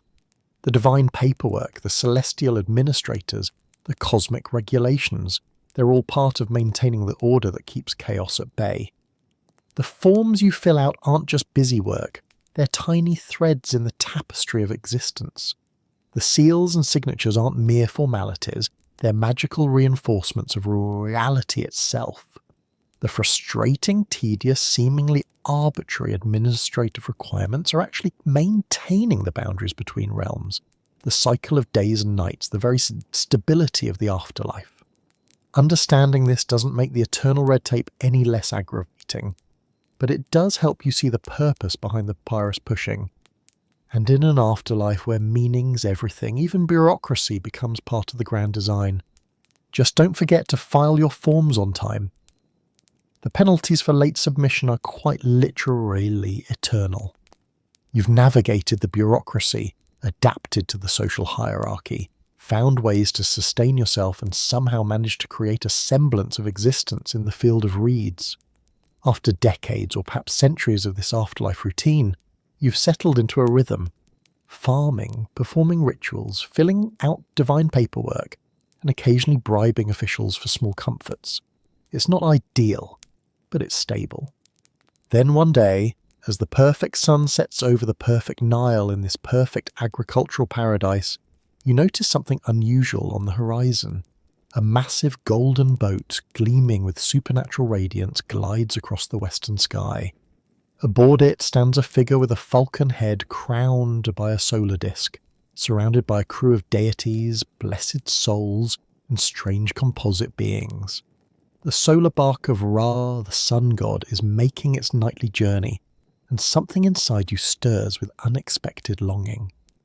"There's another option," whispers an ibis-headed scribe who notices your gaze. "You don't have to spend eternity in the fields." This is the cosmic loophole few tour guides mention when discussing the Egyptian afterlife. While most souls remain in the field of reeds, others join Ra on his eternal journey through the sky during the day and the dangerous underworld at night. The solar boat represents the most dynamic aspect of the Egyptian afterlife, a never-ending cycle of death, battle, rebirth, and triumph that powers the very cosmos itself. But before you get too excited about escaping eternal agriculture for cosmic adventure, understand what joining Ra's crew really means. This isn't a pleasure cruise, it's cosmic warfare, divine labour, and perpetual danger with no possibility of retirement. Every evening, Ra's solar bark descends into the western horizon, entering the dark and treacherous realm of the Duat, the Egyptian underworld. Throughout the 12 hours of night, the boat must navigate through 12 regions filled with dangers that would make your journey to judgment seem like a casual stroll. The most terrifying of these threats is Apophis, the Chaos Serpent, a massive snake that embodies Isfet, chaos, the cosmic opposite of Ma'at, order. Each night, without fail, Apophis attacks the solar boat, attempting to devour Ra and end creation itself. The serpent doesn't take nights off. There are no holidays in cosmic warfare. Every single night for eternity, this battle occurs.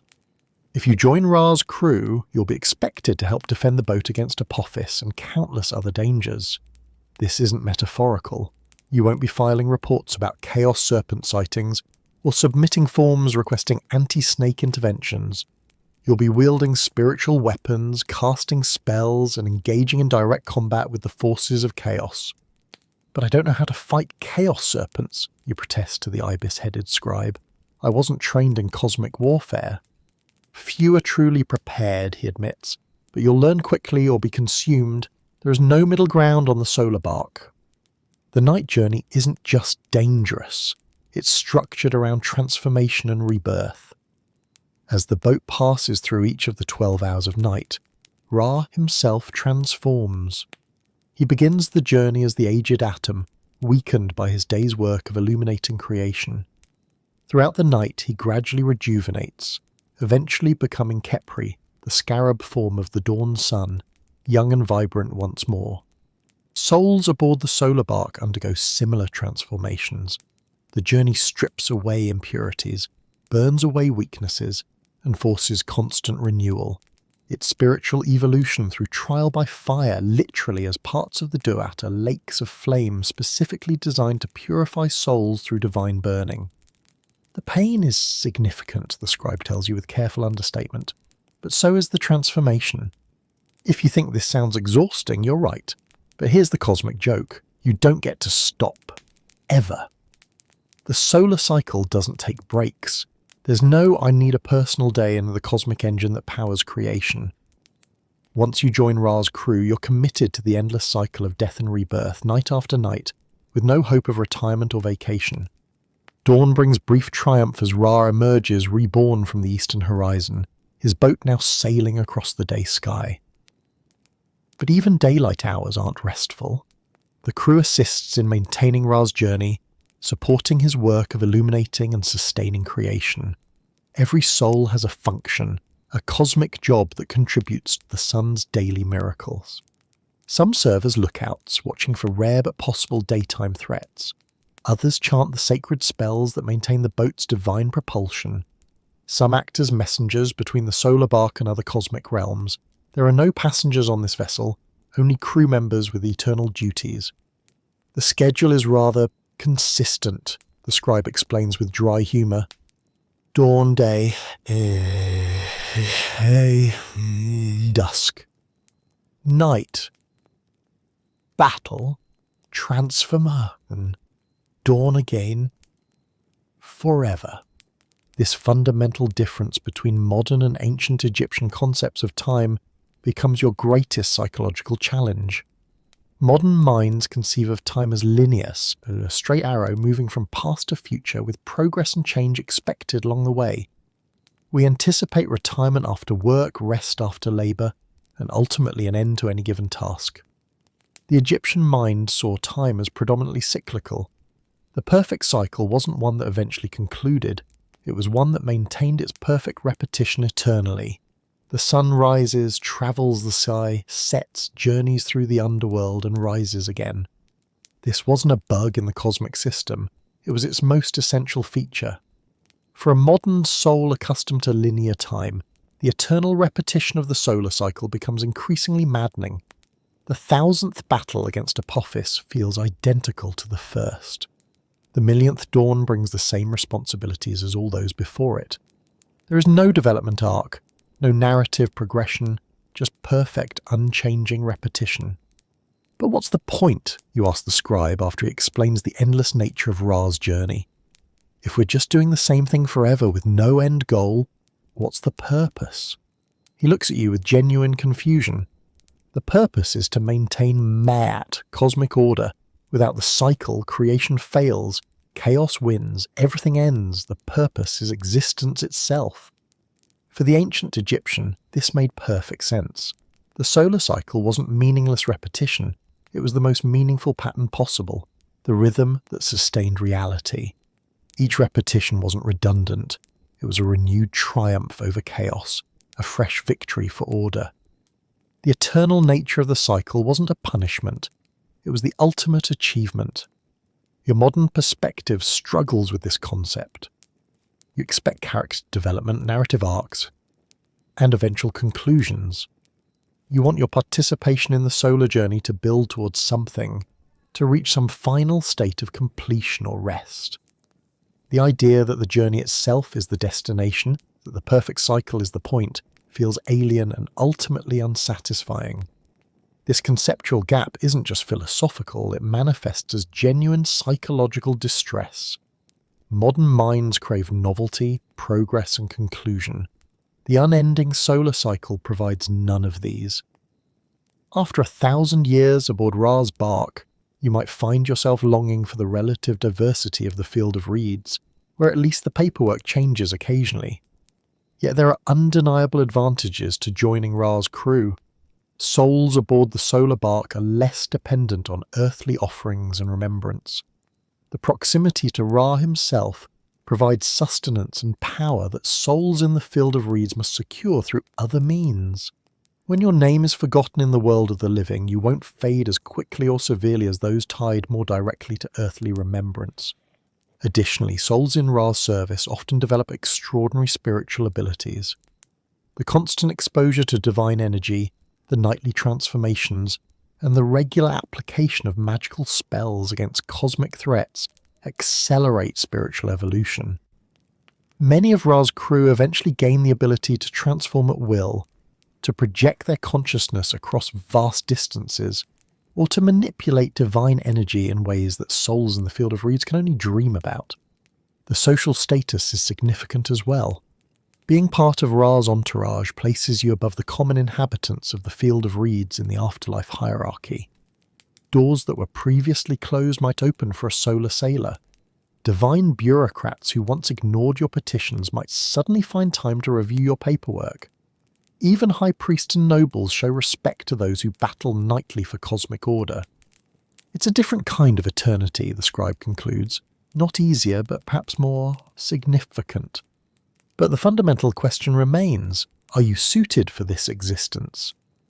The ideal solar sailor possesses qualities that might seem foreign to modern sensibilities. Perfect acceptance of repetition, comfort with unchanging routine, willingness to perform the same actions eternally without variation or conclusion, and the ability to find meaning in maintenance rather than progress. These were values deeply embedded in ancient Egyptian culture.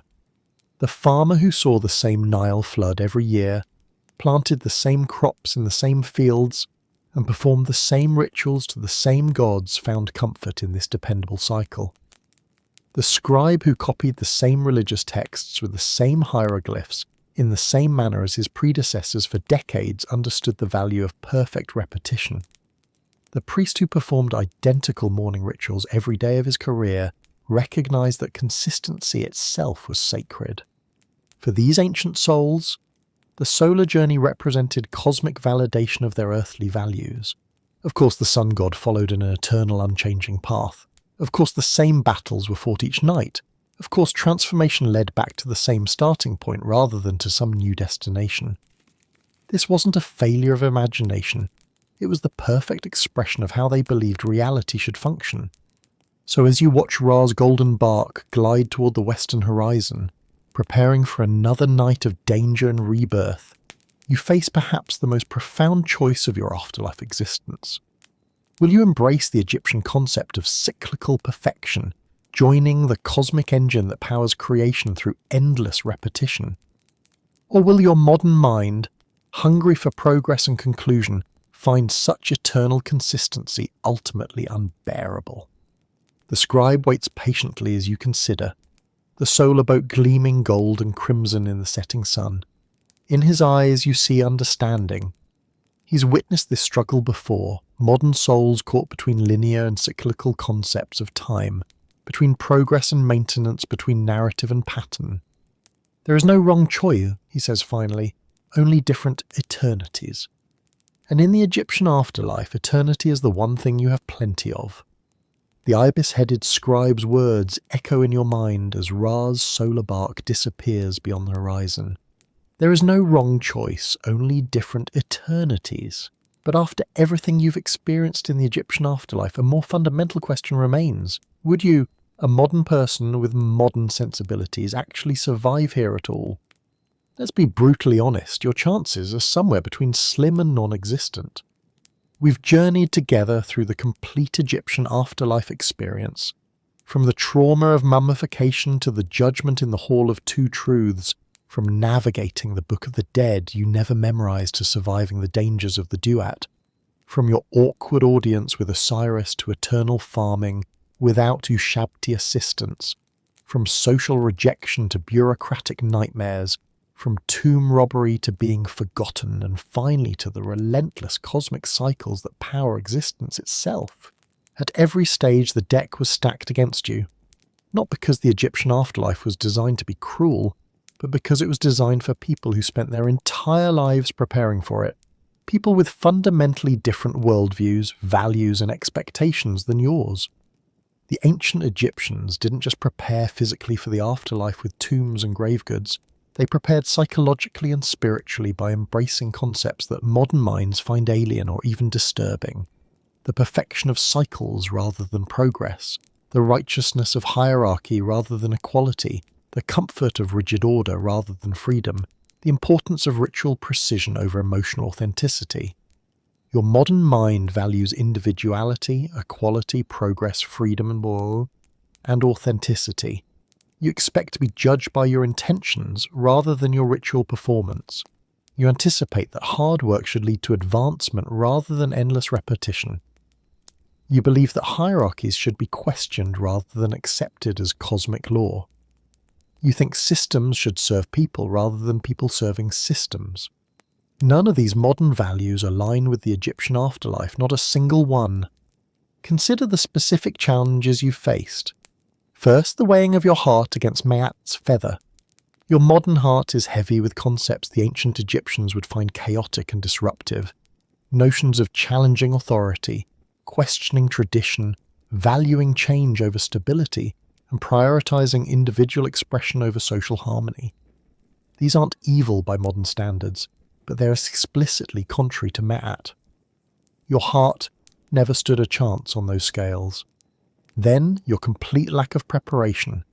You arrived without Ushabti servants, without protective amulets, without a personalized Book of the Dead, without tomb offerings, without knowledge of vital spells and passwords. Imagine showing up to climb Mount Everest wearing flip-flops and carrying a beach umbrella instead of proper gear. That's you in the Egyptian afterlife, catastrophically unprepared by design. Your social position as an outsider presented another surmountable challenge. Without established connections, without understanding the complex protocols of interaction, without the ability to read hieroglyphs or speak ancient Egyptian properly, you remained perpetually marginalized.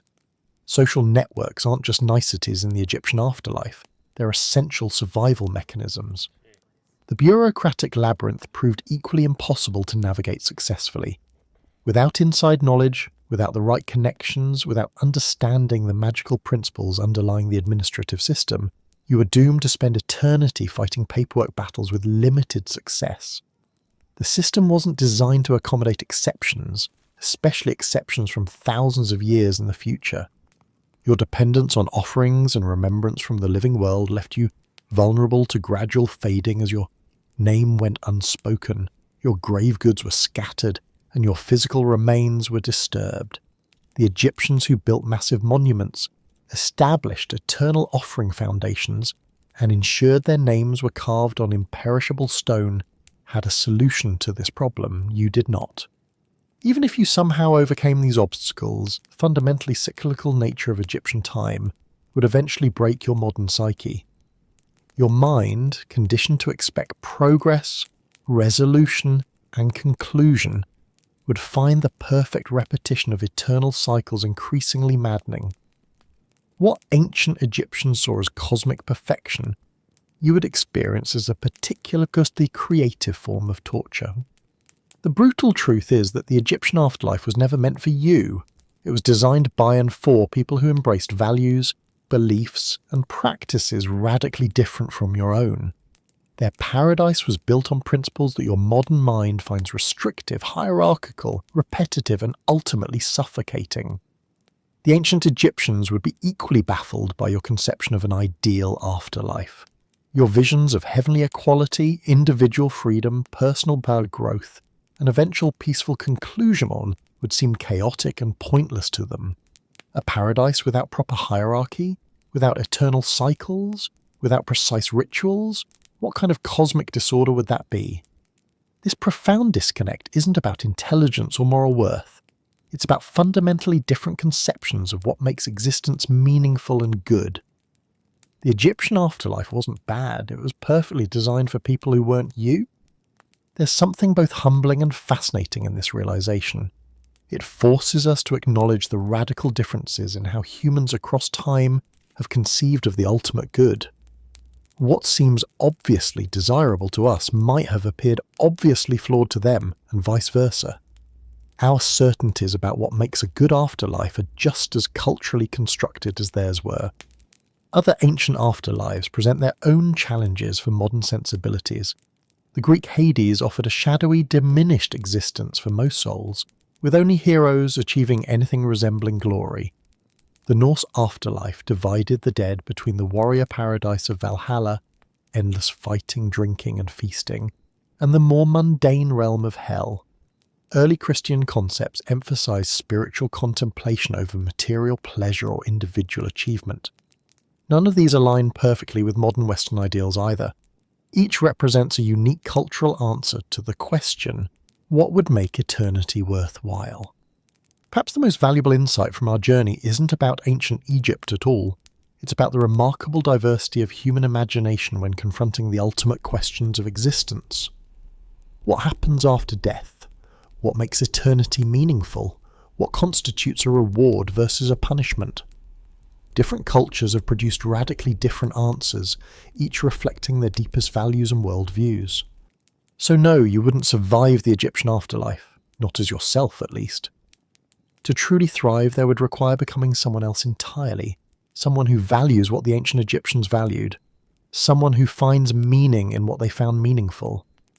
You would need to transform not just your knowledge and skills, but your fundamental conception of what makes existence good and worthy. As we conclude our journey through this ancient realm of the dead, perhaps the most profound question isn't whether you could survive the Egyptian afterlife, but what your own ideal afterlife would reveal about your deepest values. Would future humans, thousands of years from now, find your paradise equally alien and unsurvivable?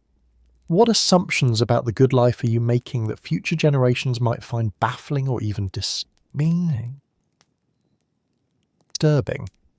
The ancient Egyptians, for all their focus on the afterlife, understood something important. Our visions of eternity reveal more about what we truly value than perhaps anything else. Their elaborate preparations, their detailed conceptions, their precise rituals all expressed what they believed made life ultimately meaningful. What does your ideal afterlife say about you? Think about that as you drift off to sleep tonight. And maybe, just maybe, be grateful that if there is an afterlife awaiting you, it probably isn't the Egyptian one. You wouldn't last a day.